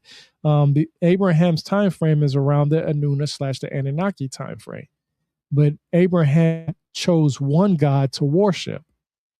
Uh, his father at that time wasn't a monotheistic believer; he was a polytheistic believer, right? Mm-hmm. The next tab. He turned in mercy also to the three who were left behind when the earth for all its breath closed in around them and their own souls closed in upon them until they were sure there was no refuge from God except with him. Then he turned to them that they might turn to him in repentance. God is ever relenting, ever merciful. So see, this always talks about what God is in here. The next tab, it says the Quran could not be conceived by anyone but God. It confirms what came before it, and it explains the scripture that is free of all doubt from the Don't Lord of the forget, universe. delivered by the angel Gabriel. Because if you only say only created by God, then it leaves out No, how's that's that what it even says in the Bible. possible? Yeah. That's actually written in the Quran. It says the Quran could not be conceived by anyone but God. Mm. And then it says it confirms what came before it, and it explains the scripture that is free of all doubt from the Lord of the universe. Because it didn't just appear out of thin air. No. That, so there has to be a delivery system. Yeah. It's like I didn't make this cell phone and it just popped up out of thin air. It was delivered by Amazon, or it was went through a factory, and then it appeared. It didn't just pop out from Yeah. another dimension. It was delivered Yeah. by an angel. And then Yeah. if you wanted to break it down even more, then there's a lot of scriptures about how angels and who created those, and there's so much stuff, so much history. Now I wanted to bring up something, and we were hitting upon the history and everything like that, and I don't know if this is the right time to bring it up, but we were talking about, I wanted people to digest what we were talking about, the Babylonians and what came before the Babylonians, and we were and when Abraham was born, he was born during the time of the Sumerian Ur 3, right? So that was Neo-Sumerian Empire. But what was before the Neo-Sumerian Empire? It was the Akkadians. No, no, yeah. Well, the Akkadians and the Sumerians, the Akkadians came after the Sumerians. Uh, so I was asking, and I was checking out AI, and I was asking, so did the Akkadians have something that was completely close to what all these all these scriptures have? And and it says, and AI says, yes, pulling together all of the books, all the scriptures, all the holy books, and and then what they have found with the clay tablets and everything of the Akkadians, they find similarities in the words. Yeah, there's On the similarities. Yeah, Yeah, there's similarities. So that's something for people to think about, because let's say, for instance, there's one that the famous story of Moses being placed in a reed basket in the Nile River to escape a pharaoh did not originate with Moses. There is a birth legend of Sargon. Sargon the Yep, Great. Sargon Akkad. Yep, Yeah, the founder written of Akkad. centuries before Exodus. Mhm. The text records Sargon's mother hiding her illegitimate pregnancy.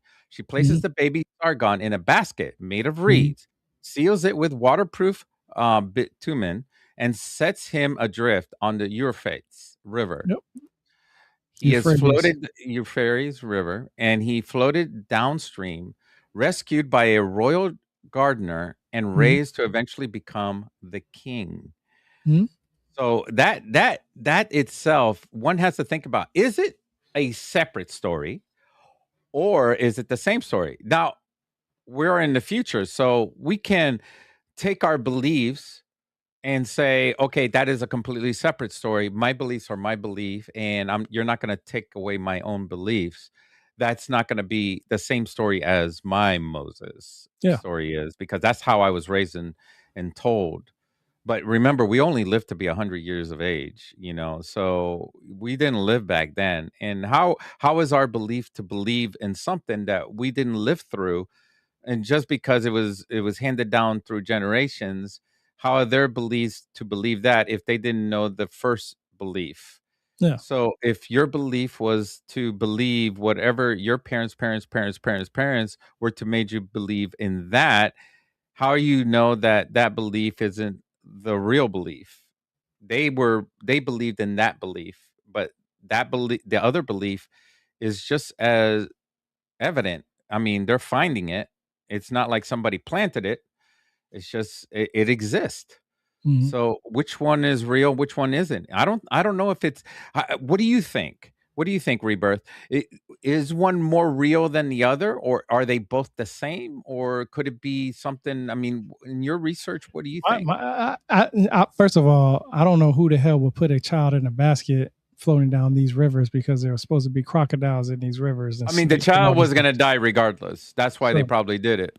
Oh, yeah, the it's probably caimans, the caimans. Yeah, these are yeah, like a medium-sized crocodile. They're not like the massive, huge yeah, crocodiles that you see like in certain places on Earth. yeah. These are like they're smaller caimans, you know. But a basket would be like a log, to these Well, they called caimans. it an ark. It's basically an ark, Yeah, basically an ark. yeah, So, yeah. but yeah, I believe both the stories are true. I believe that it could possibly be both one and the same story, just told in different versions.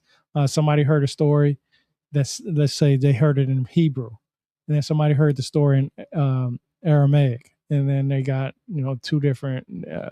It translated from there. So yeah, I believe that stuff is interesting. Like I said, there's a lot of similarities. Matter of fact, and we're gonna be doing a show on it in the future about the cylinder seals. But If we this is haven't, important for the Quran, yeah, because when we speak about the Quran, we look for the not that is the legitimacy, but we're looking for the historical is aspect. there another story like it? That's what I look for. Yeah, yeah. I look for So, the original story. Which but story is the oldest? then we compare it to the Holy Bible, but the Holy Bible came after, Yeah, and then we compare it to the Torah. The Torah is even more is more antiquities.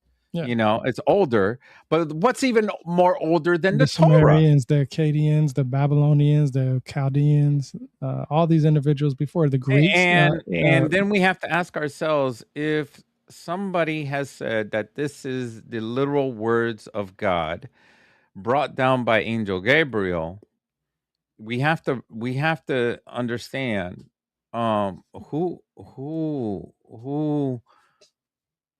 is the author. Yeah, of these things. Yeah, The same thing. It's the same thing that you just bestowed upon me in saying, who is the author? yeah. Well, then who is the author? Who is the one that received the Quran, which is, Mm, you know, Muhammad. yeah, and this is the person that said these are the actual words of God, and Yeah, that the the angel Gabriel came before Muhammad, in front of Muhammad, and gave this scripture, and then it started from there. And then it's history. So what makes Muhammad different? that's What that's that, what that's makes what a lot. him different from everybody It's else? the time frame that that Jesus wasn't around. And really there isn't no difference because he went around and taught people too, just like Jesus. But we also know Jesus went around teaching so many people. He had so many apostles and disciples that those people had went around and taught people. So they could have And put and their word. there was no witness to see an angel Gabriel that gave him the scriptures. Nobody, just him and himself, through Yeah. meditation. Yeah, that's what I'm saying. Is that is the same thing? Like we know that there's a time frame that Jesus was that there's missing timeline for Jesus. And the same thing happened to Moses, when receiving the tablets, correct? Yeah, yeah, There was nobody else. It was just yeah. He was him on top of the and mountains. these He was supposed to. mysterious tablets that just came out of nowhere, Yeah, and then yeah. supposedly they ended up in Now this look, box no, called now an ark. listen. This is what's interesting. I'm glad you brought that up before we get to the next tab. Moses was given the tablets from God, right? And then Mhm. he went down. He Similar. saw them. Yeah, he went down and he seen them worshiping the golden calf, and he got mad and he broke these tablets and he walked back up there and then he wrote some new tablets. What was the first tablet saying first? What did the first set of tablets say? Right? That's the ones that broke, right? Yeah. Mm. So that's why my point is that we don't know exactly what. That's why when people say somebody could read and write, in the earlier when I first went live, Mohammed, it says Mohammed could Huh. not read and write. That there was other people who followed him who wrote down what he said. Well, Uh, obviously, Moses can read and write well, that's what they said because he wrote because the. he was a He wrote, king. So they, I mean, he was set up to be a king, yeah. But So what I'm he saying was is, a prince. but Mohammed couldn't read and write. That's why I brought up the whole thing about Jesus not reading and writing because when you look at the scriptures that says in the Bible, it's from an un, unknown author. We don't know who wrote that. We just know that it's in the Bible. And I know for a fact that everything that I read in the Bible is not 100% accurate because it's written by somebody else. Basically, he say, she say stuff. Somebody Mm. wants me to believe what they want me to believe instead of giving me the actual facts. Could he actually read and write? And that's an argument that some people would like to have, and some people will say, no, it's in the Bible. I'm not going to have that argument. So they believe everything in that Bible, but then when you ask them about a different verse in the Bible about certain other things, and you ask them if they believe that, it's a very questionable. I guarantee you, if I sit down with any Christian or anybody from any religion, I can find anything in that text that makes them think twice about what they Would it believe in. be crazy if the reason why our governments don't want us to know anything about UFO disclosures because of that alone? Well, there's actually scriptures that says that Jesus is not from here. So I mean, Uh, we could go. And matter of fact, I'm I glad. don't want to go and veer Remember, off no, into aliens and no. UFOs on this Remember podcast, that but because Friday we're going to have that everything is discussion. such a big mystery, and I really don't want to, people's faith to be destroyed or disrupted. But with all these UFO disclosures and stuff like that, the biggest question is, how will it affect religious Religion, people around the world, and and we're going to talk if about that actual Friday. actual beings actually existed, and what if these actual beings did interfere with our religious lives, like let's say, for instance, Angel Gabriel could have been one of them, right? You know, what We'll if bring that that up Friday. actually happened? That's a We're, what if, and no, we're I bringing that hate up to bring Friday. I hate to No, bring don't up worry a about what it. if. We're gonna bring that up Friday. I'm We're so gonna talk about. sorry to our audience. I'm sorry to everybody there. I'm sorry for even bringing it up, but I just wanted to bring up a different perspective to those around us. I'm not downing religion, but it only solidifies. It only makes it stronger if beings from another world brought the Quran. No. We're gonna talk about that Then the Friday. Quran is important. We don't. You We know, don't. We if don't it's even have. real, if it's real, and but I'm just saying, if it's real, and if beings, a type 3 society said, here, I think this is important for But just humanity. remember what you said now, because we're going to talk To about that learn. Friday. Because Friday we're going to actually talk about aliens. Just like you So said, you don't want to get into this. but I'm saying, regardless, if they are real or not, it's a very important scripture. Yeah. So It's very important. save that for Friday. Remember that. I Yeah, want you to remember that because but I just wanted to bring that up. we're going. It really hit my mind after going through this research, after reading through all this, and then sitting back, and all these holes were popping up through my research, and it's just missing. There's a lot of Yeah. missing parts Just to remember that. this. Just remember it. I'm telling you, we're going to talk about it Friday. I told you. I already And I messaged don't you about. usually have missing parts. I usually Well, don't have any holes, and I usually get more rabbit holes than let's holes. not go down that right now. And let's save that for No, Friday I'm because saying I don't have any rabbit holes. no, I that's what I'm just saying. don't. I don't. I know. That's why I'm telling you. We're going to talk about that Friday because that's very important. What you said. That's why I wanted to have this one before we even talked about the similarities between the But I'm Bible and saying the that Quran. that's disturbing for me. That if I don't have a rabbit hole, that means that there's something missing. Well, there's So always a rabbit hole. You just ain't got there yet. Let's yeah. go to Oh, the that's next true. tab. That's true. The next tab is nothing escapes your Lord, not the weight of an atom in earth or in heaven, nor anything smaller nor larger. All are recorded in a clear book. So this is what's interesting to me. In the Bible, it doesn't talk about atoms, but in the Quran, it actually talks about atoms. So that's where we get the sign. And I'm saying atoms. That's ATOM. Atoms. Are they the same? So they says anything smaller. So I mean, we the history of Adam, and that's what's going to go into. That's why I was talking crazy. about. We're going to talk about A single atom, huh? We're going to talk about that on Friday more too. Atom. So here we go. We talked about the ark. So the ark sailed with them on the waves towering like mountains, and Noah cried out to his son who was apart, stranded. My son, board with us. Don't stay with the unbelievers. His son replied, I'll find some mountain to save me from the water. Noah warned. This day, no one can save anyone from the command of God except those to whom he shows mercy. A wave came between them, and his son was among those who were drowned. So one of Noah's sons were drowned in the flood, according to the Quran. Then a voice said, Earth, swallow up your waters, and sky without your rain, and withhold your rain. Then the waters subsided, and the command was fulfilled. The ark came to rest on Mount Judai, and a voice said, Gone are the people who did wrong. So one of those people was Noah's son. Noah then replied, My Lord, I seek refuge in you from asking you about the things beyond my knowledge, and unless you forgive me and have mercy on me, I too will be among the losers. Among the losers. That's funny. The next tab, let's see, it says, Aleph, Lam, Ra. These are the verses of the clear book. So this is about Joseph, the third consecutive surah named after a prophet. This late Meccan surah of 111 verses is devoted in its entirety to the story of the prophet Joseph. This is the only surah consisting almost entirely of narrative. At once poetic, compelling, it has parallels, but no direct link to the biblical story of Joseph. So they just make that clear right there. The next tab, their messengers ask, Can there be a doubt about God, creator of the heavens and the earth?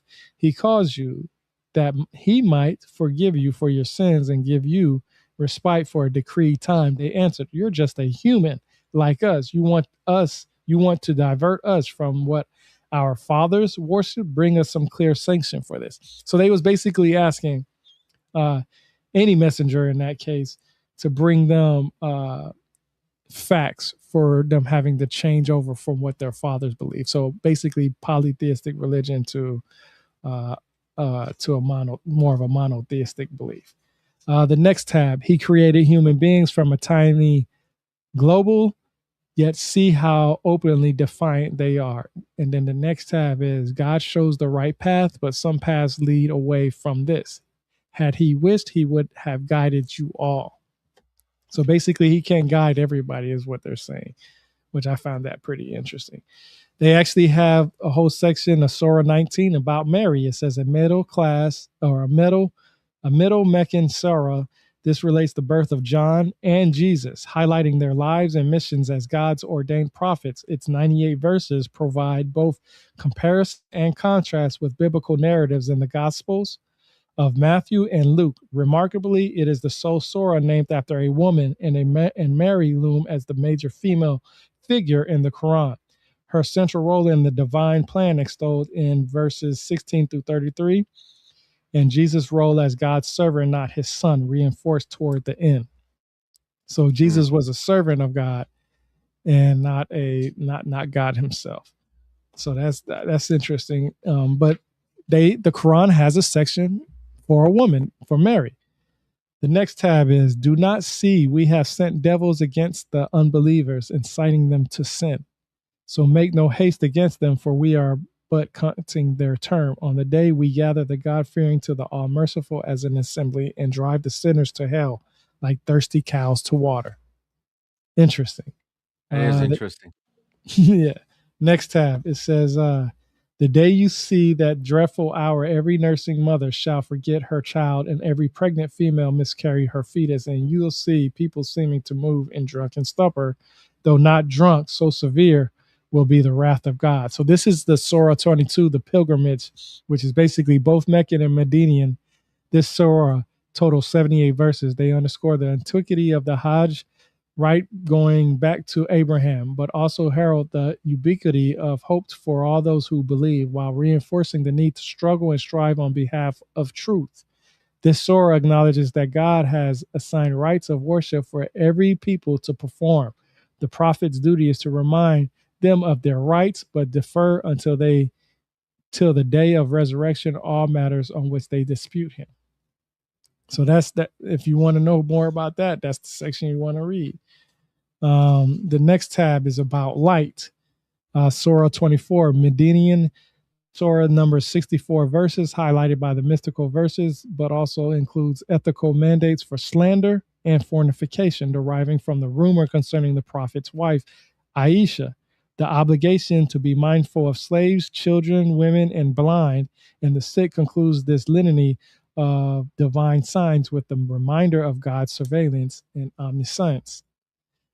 Let's see. I think I should have a. Yeah, here we go. I got a good tab under there. It says God created every animal from water. Some crawl on their bellies, some walk on two legs, some on four. God creates what he will. God has power over all things. That sounds like the same God in the Bible to me, if I'm not mistaken. What you think? Like I said, it's the Holy Bible is a very new. The Christian religion is a very new religion. Most of it takes from the Torah. Remember that Jesus did not read off of the Holy Bible. Jesus was reading off of the Torah mostly, or when he spoke off of his coming from the Torah itself, not from Yep. the Quran. Yep. So basically, because of the location where Jesus was at, Jerusalem, all those area, the Torah was the main area. And that consensus is like, Jesus wasn't like in America, Jesus wasn't in Africa, Jesus wasn't in Japan, Jesus wasn't in India. The stories surround Jesus in the Holy Bible, in where Israel is now, right now, where it stands, and that's where Jesus was walking around. I don't Mm. know where, if Jesus went beyond those areas, or where in the books it shows that Jesus was beyond certain areas, beyond Israel. I know that the disciples went off to, let's say, Rome and all those areas like that, but Jesus pretty much stayed in that same area, Am I correct on that? And that saying, did I Well, know that he went into the sea? there's there's there's uh there's uh there's so many different um theories on where Jesus went to, because there's a time frame of missing time of him. So Yeah. there's a lot of different I time. mean, a lot of there are books and people writing about that Jesus was appearing all over the world and Yeah, all that stuff, he traveled. He traveled a but lot. that's Yeah. not until after he was crucified. You know No, that. they said he traveled. He learned from different places when he was young. Mm. They just don't have any writings of it because there's a missing time frame for it. How coincidence is that? Yeah, yeah. It's so it's so easy to write in where a person is if that person didn't write it themselves.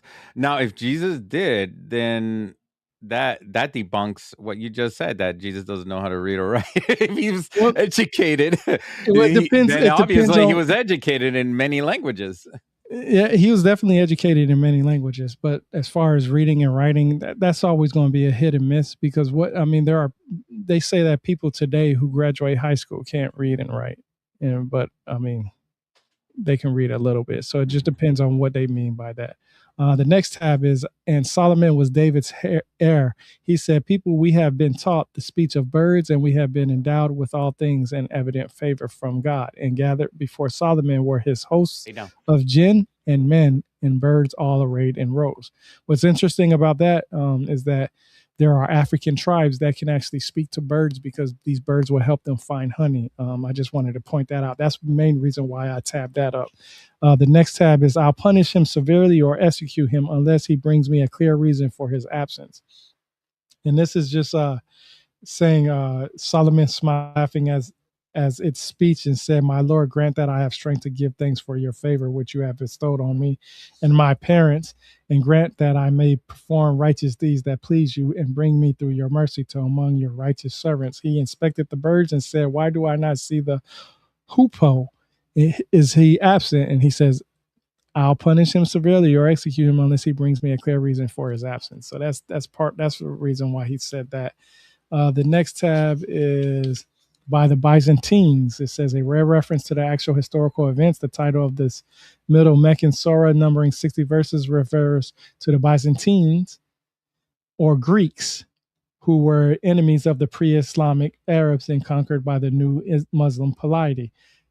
God's promises as his signs are repeatedly extolled, providing hope for the believers. At the same time, God sets a seal on the heart of those who don't know. This is Surah 30, the Byzantines. So that's, if you want to know more about the Greeks in the Quran, that's the section you want to go to.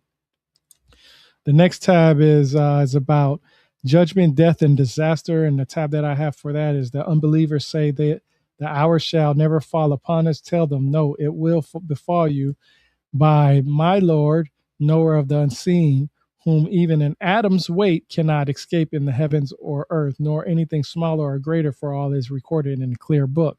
So he might reward those who believe and do good deeds. They shall know forgiveness and rich provision. So the word atom was used again. And that's interesting to me because, like I said, if you use the word atoms, ATOM, I know I might be saying it too close.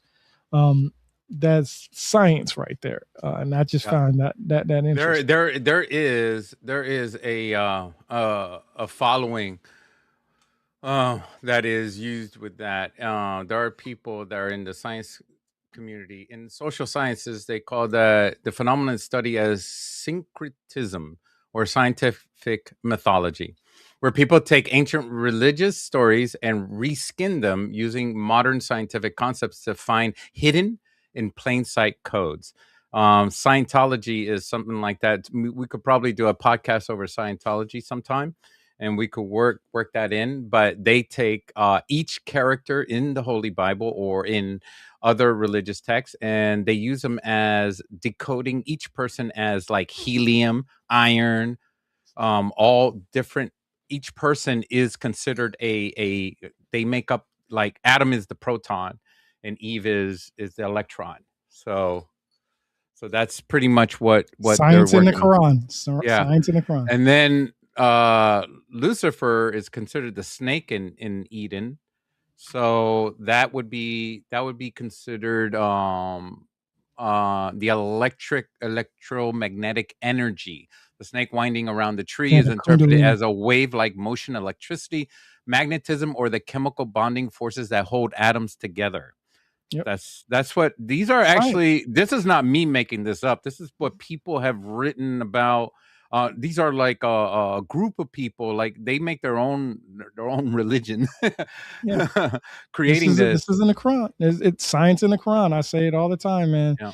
It's very fascinating if you actually People pick up the books. decipher. Yeah, they use science to decipher because science didn't exist back Yeah. then. With all this knowledge of science, they didn't have this knowledge, but now they have this knowledge. They pretty much what they do is they they um they just put together, and they think that God left uh codes within Mm-hmm. within the scriptures. Like, instead of the scriptures being just a two-dimensional page, there's more to it. There's five dimensions. So Yep. that's what people are looking at the scriptures. The scriptures are more like a five-dimensional page than a two-dimensional page. So they're adding information that didn't exist before. So the more humanity evolves in knowledge that God provides knowledge to humanity. So we don't eliminate God and altogether. God exists, okay?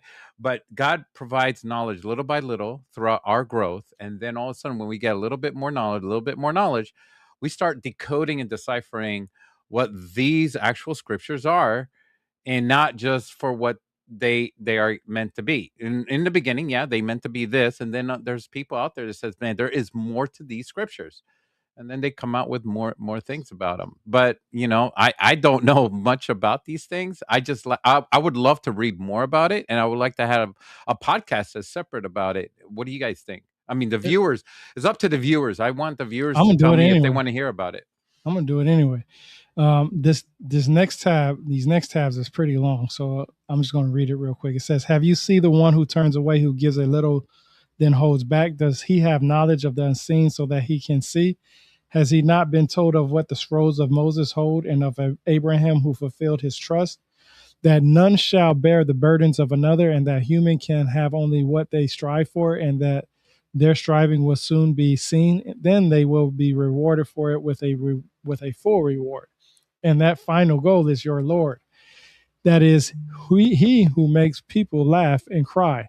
That is he who brings death and gives life. That is he who created male and female in pairs from a drop of sperm discharged. That he will bring forth a second creation. That it is he who enriches and edifies and suffices. That is he who is Lord of Sirius. Sirius, we talked about the doggone tribe, Sirius B. We talked about how some people believe that from the doggone tribe that there was a group of individuals that came from Sirius B. So the Lord, who is your Lord of Sirius? Sirius. That's that star system. So the Lord might have came from Yeah, Sirius. but where is Sirius B in comparison to Sirius? Because they're two separate star systems, Sirius Look B it and up. Look it up. Sirius. Look it up real quick. So, While you're doing that, I'm going over the next tab. how do you spell Sirius? S Actually, I anybody in the chat can tell us. SIRIUS SIR. or I IUS. Okay, so the next tab is Surah 57, and it talks about Al Hadid, iron.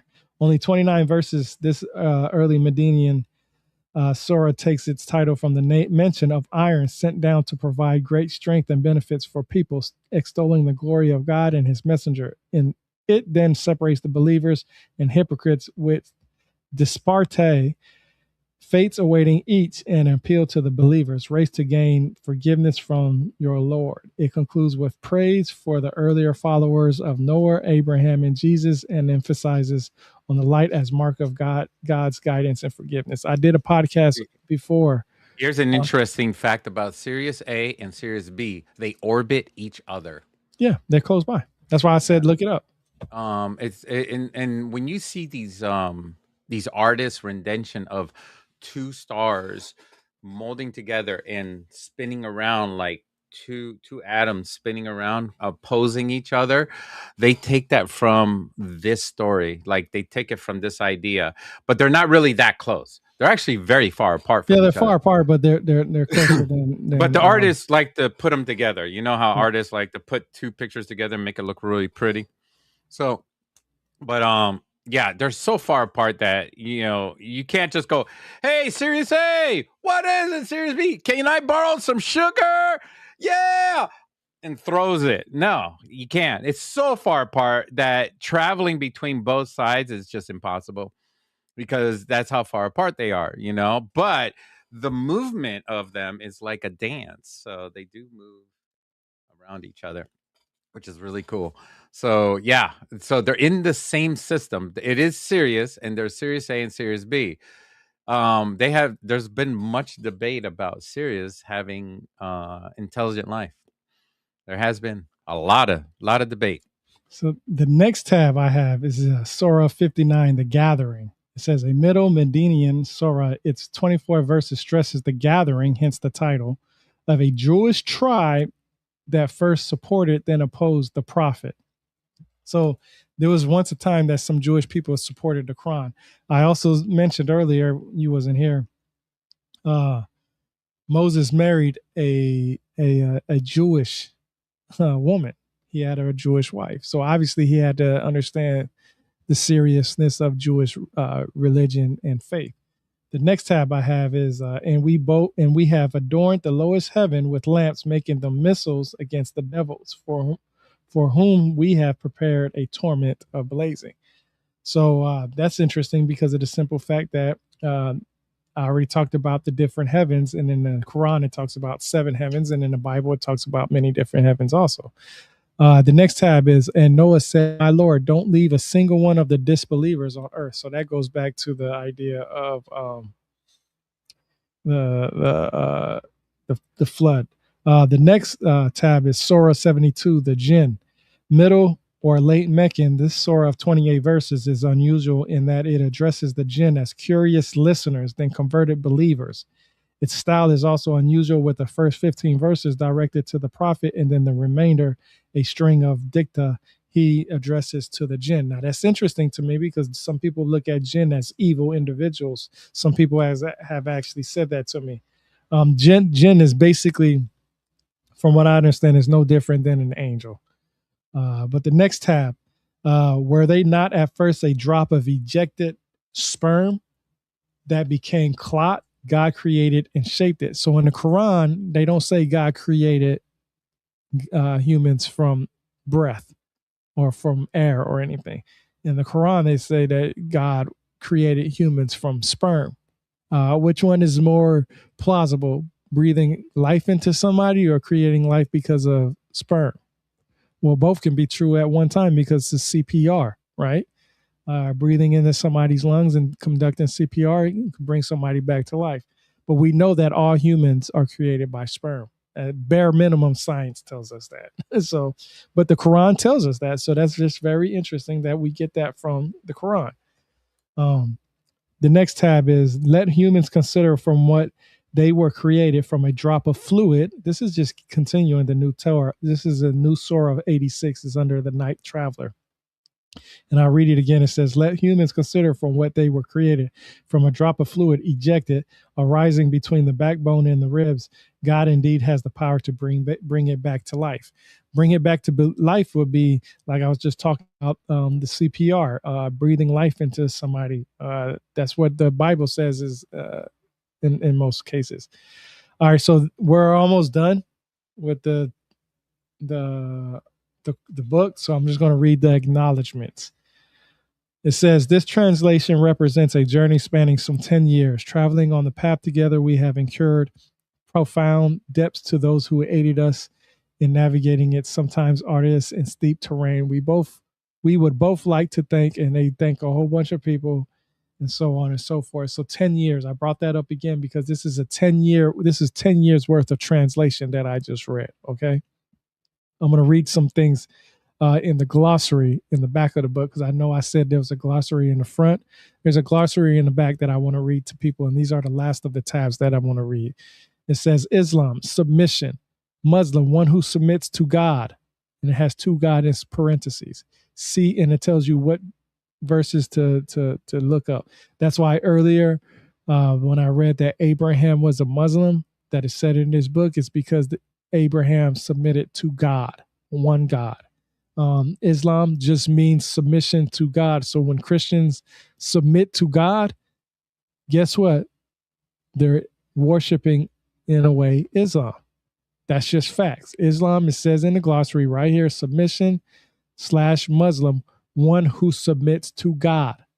So Christians, I'm sorry to say it, if you're submitting to God, you are a Muslim. It just is what it is. Jinn, spirits, neither angelic nor human, yet both at once. They abound in literary circles of the pre-modern world, with their equivalent in English being genie. They can be either good or evil, depending on circumstances. Same thing as an angel. You look at the Strong's Concordance, you look up the word angel, and they can be either good or evil, no difference than a jinn. So instead of saying angel, you would just say jinn. The next tab is Muslim, one who submits to the will of God. See Islam above the variability of Islam, Muslim, as both terms evolved during the early decades of the Quranic revelation. The next tab, let's see, says the beautiful names of God. So they give you all these different names of God. I'm just going to read a couple of them. Abiding forever, the absolute, accepting of repentance, the accomplisher, doer, the all aware, ever aware, the all encompassing, the all forgiving, ever merciful, all hearing, the all kind, forbearing, the ever forbearing, most forbearing, the all knowing, knower, or aware. So they have all the names of the different names of God or Allah.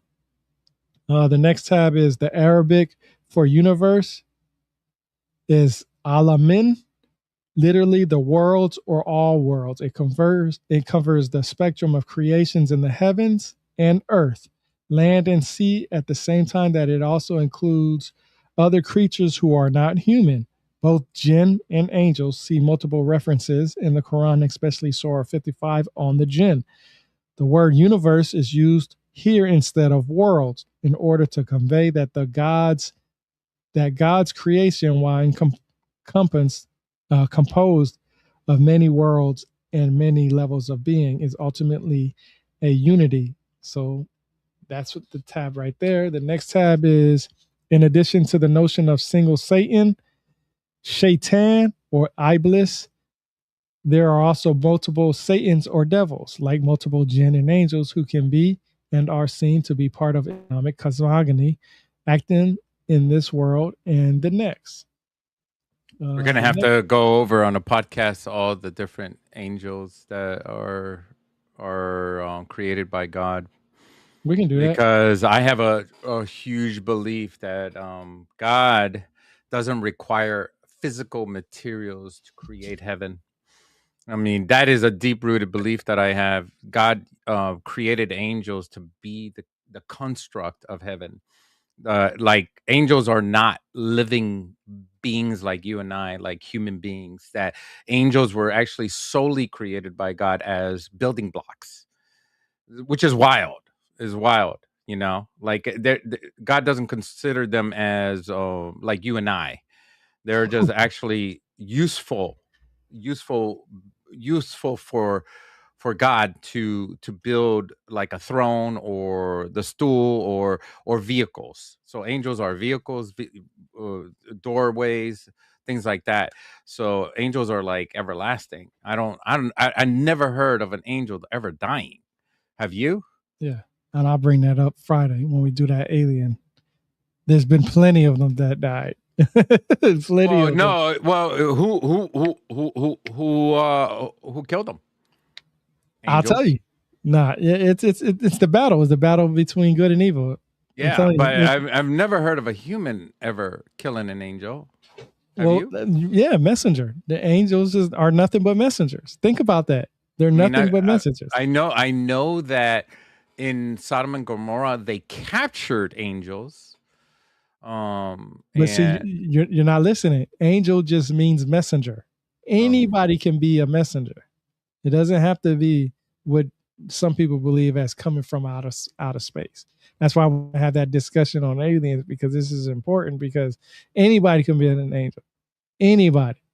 An How angel about is good or evil. how about these bright orbs that we see today that we can't even touch or feel? They don't have any physical form. Well, yeah, we'll talk about that Friday. That's totally off subject. But I want to talk about this one because this is what you're talking about. This is why I said we're going to talk about this Friday, because everything that I've read gives something and an illusion of the idea that something came from somewhere else outside of Earth. I already read that God, the Lord, came from Sirius. Now, it doesn't say B or C or anything like that. It just says Sirius, the star system. Okay. That's in the Quran. I just read that. Now, here's another one that's very important. And that's why I say I like to read. When I talk about aliens, I know what I'm talking about. When I'm talking about religion, I know what I'm talking about because I'm reading from the actual Yes, text. sir. In this book, it says Harat or Marat, two Kantarian angels, because you mentioned angels, right? I'm telling you, all these tabs mentioned only here in the Quran are said to be linked to the planet Venus. From there, they allegedly derived special powers at once magical and disruptive. Okay?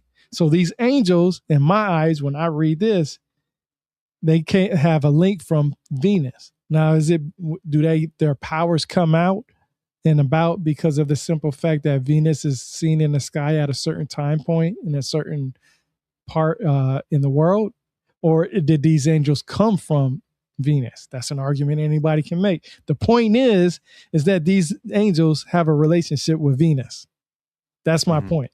And that's why I said that's why we're going to talk about this Friday when we do our podcast on aliens or extraterrestrials. Well, you also got to take account what time period too, because That's what I remember, said. our Lord is the Lord of time and space. Look Like up what the word Lord. God, God, Look up the God. actual word of what Lord is. Yeah. What it means, and I'll tell you right now before you look it up. It just means title. But I'll let you look that up Yeah. while I'm reading the next tab.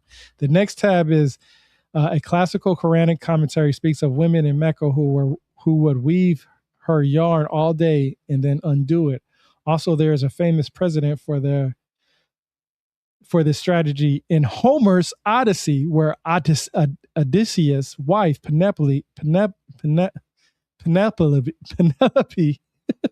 Penelope wards off her suitors by telling them that she will make a decision concerning them when she has fashioned weaving a shroud for Odysseus' father Laterus. She weaves it by day and unravels it by night. So I wanted to say this because of the simple fact that the Quran has a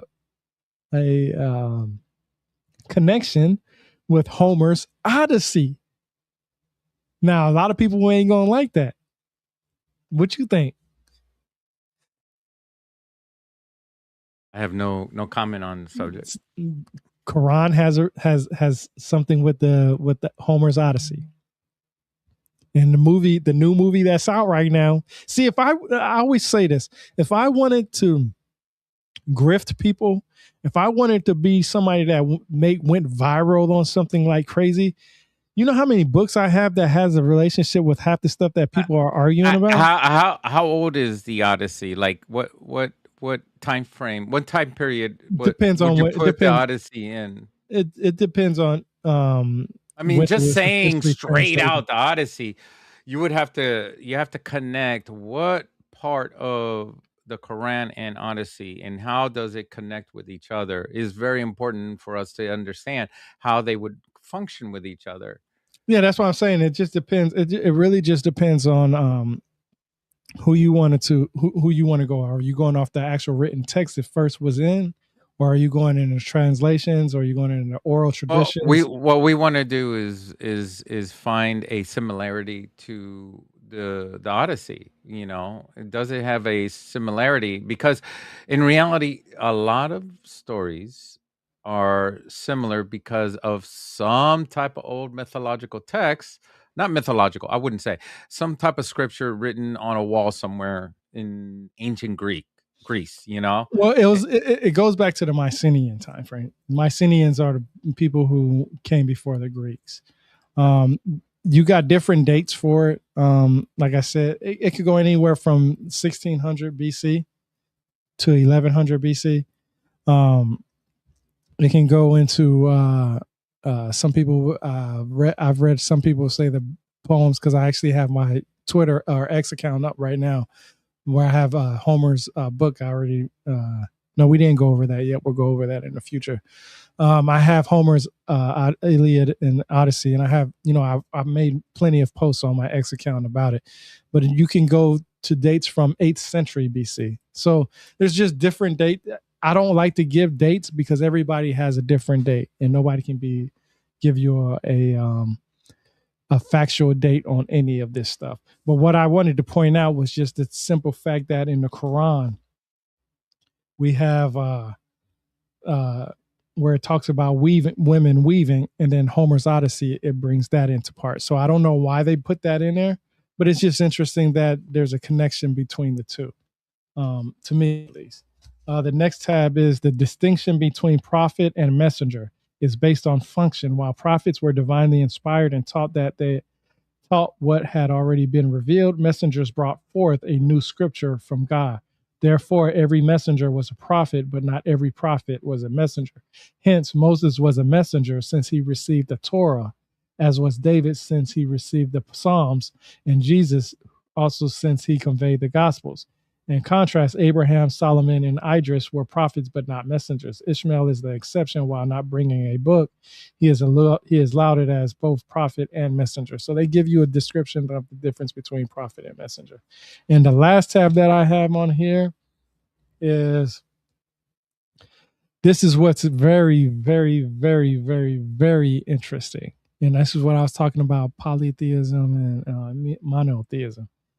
It says Surah 71, Noah 71 through 71:23. These are Mesopotamian gods who were also worshipped in pre-Islamic Arabia, but mentioned in the Quran only here. So in the Quran, they mention other gods. They mention other gods. I got to show you this cover of this book that I have. I took off the sleeve of this book. Look at this. Check out this. This is fine art right here. Mm-hmm. This is how it looks. So this is the version. This is the version right here. It's the same exact version.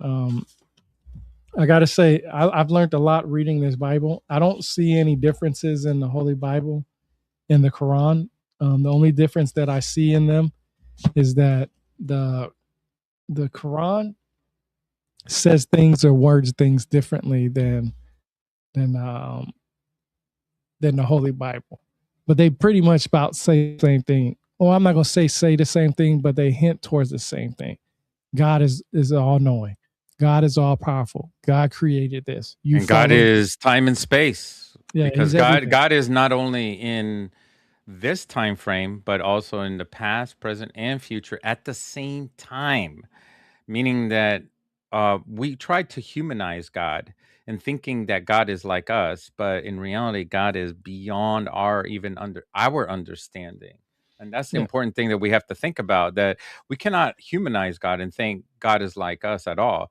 And I have a frustration sometimes. I think people just put the word he, because when men start talking about God, they say he is this, he is that. Mhm. But when was the last time God procreated?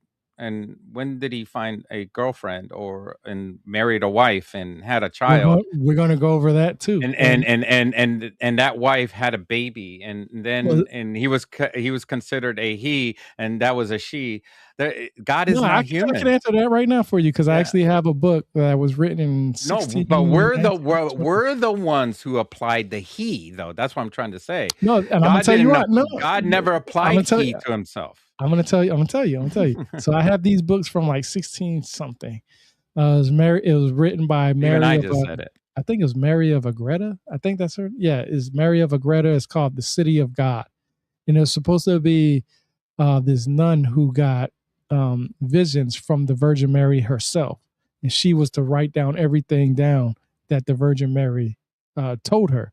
Just like every other prophet and messenger out there, they the ones that could read and write, they would write down what their visions told them. She got these visions, and these visions are highly respected throughout the Catholic Church. Like they're really highly respected. We'll go over them in the future, but basically, God knew So in order for God to bring Jesus into this world, he had to find or create something that was just as perfect as Jesus himself.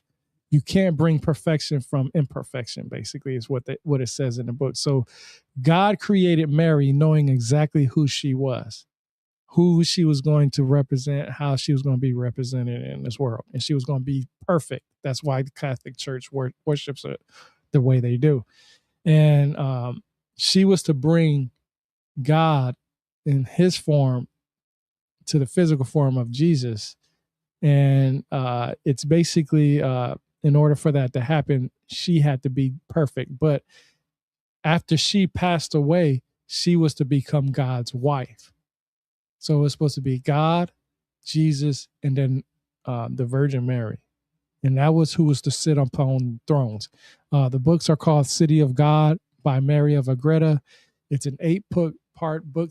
It's 8 parts books, but the ones that I have comes in actually four sized books. And it was written like 16 something. I can't remember the exact dates, but it was in 16 something, and it's basically the transfixion of Jesus, of her. Then it's supposed to be the life of Mary.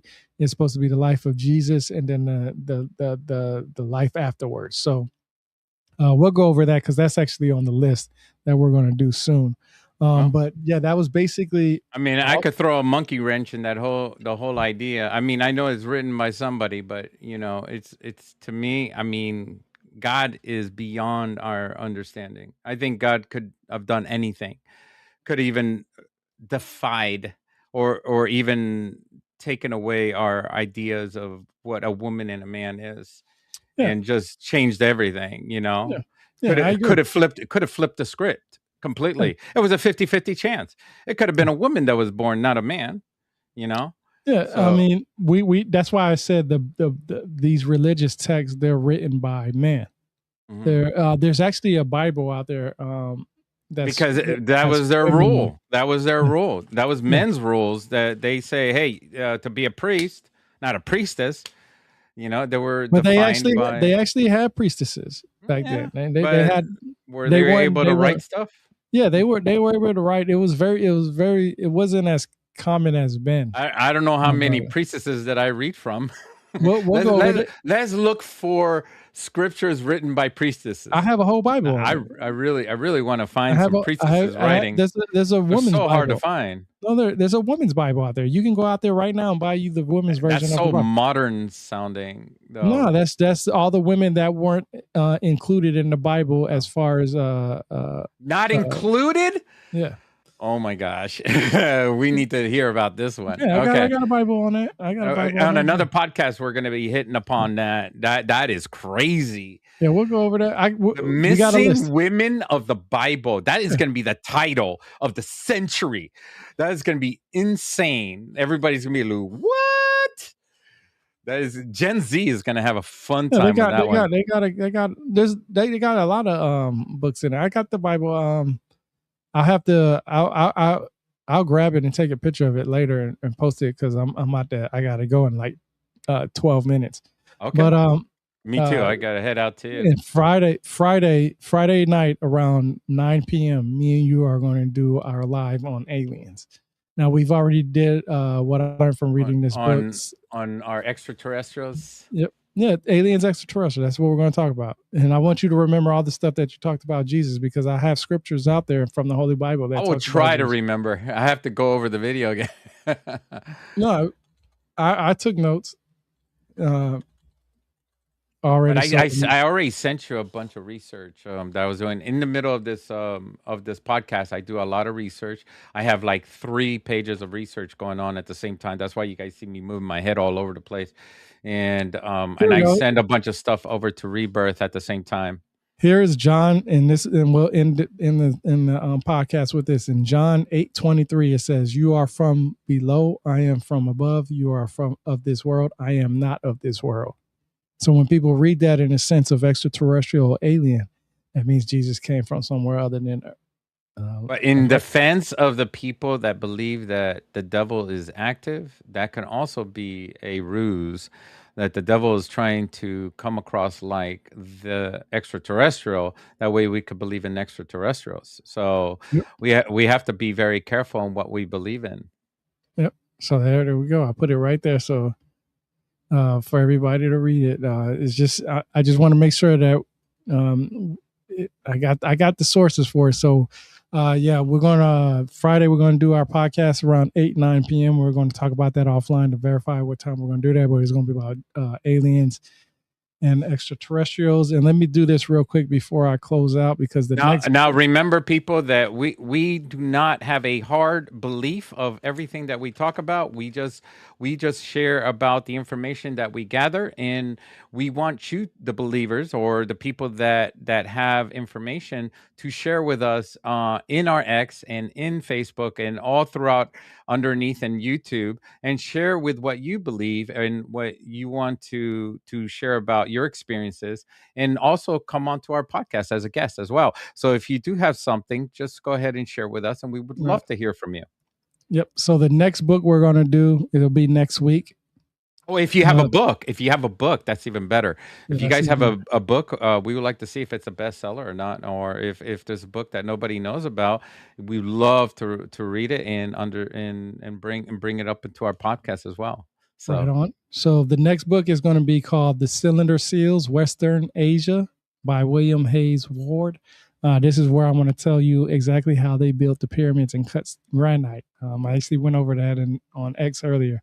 But that's about it. That's the end of the stream right there. one more thing, children's book is also we also will. In fact, we do have somebody that has a children's book. Remember her? We need to bring her on to the podcast as well. So there are people with children's books as well. So don't think we're limited just regular books. We are open to all different types of books, because even children's books are books that are handed down from generation to generations to bring upon information and philosophies so that our children can learn from them as well.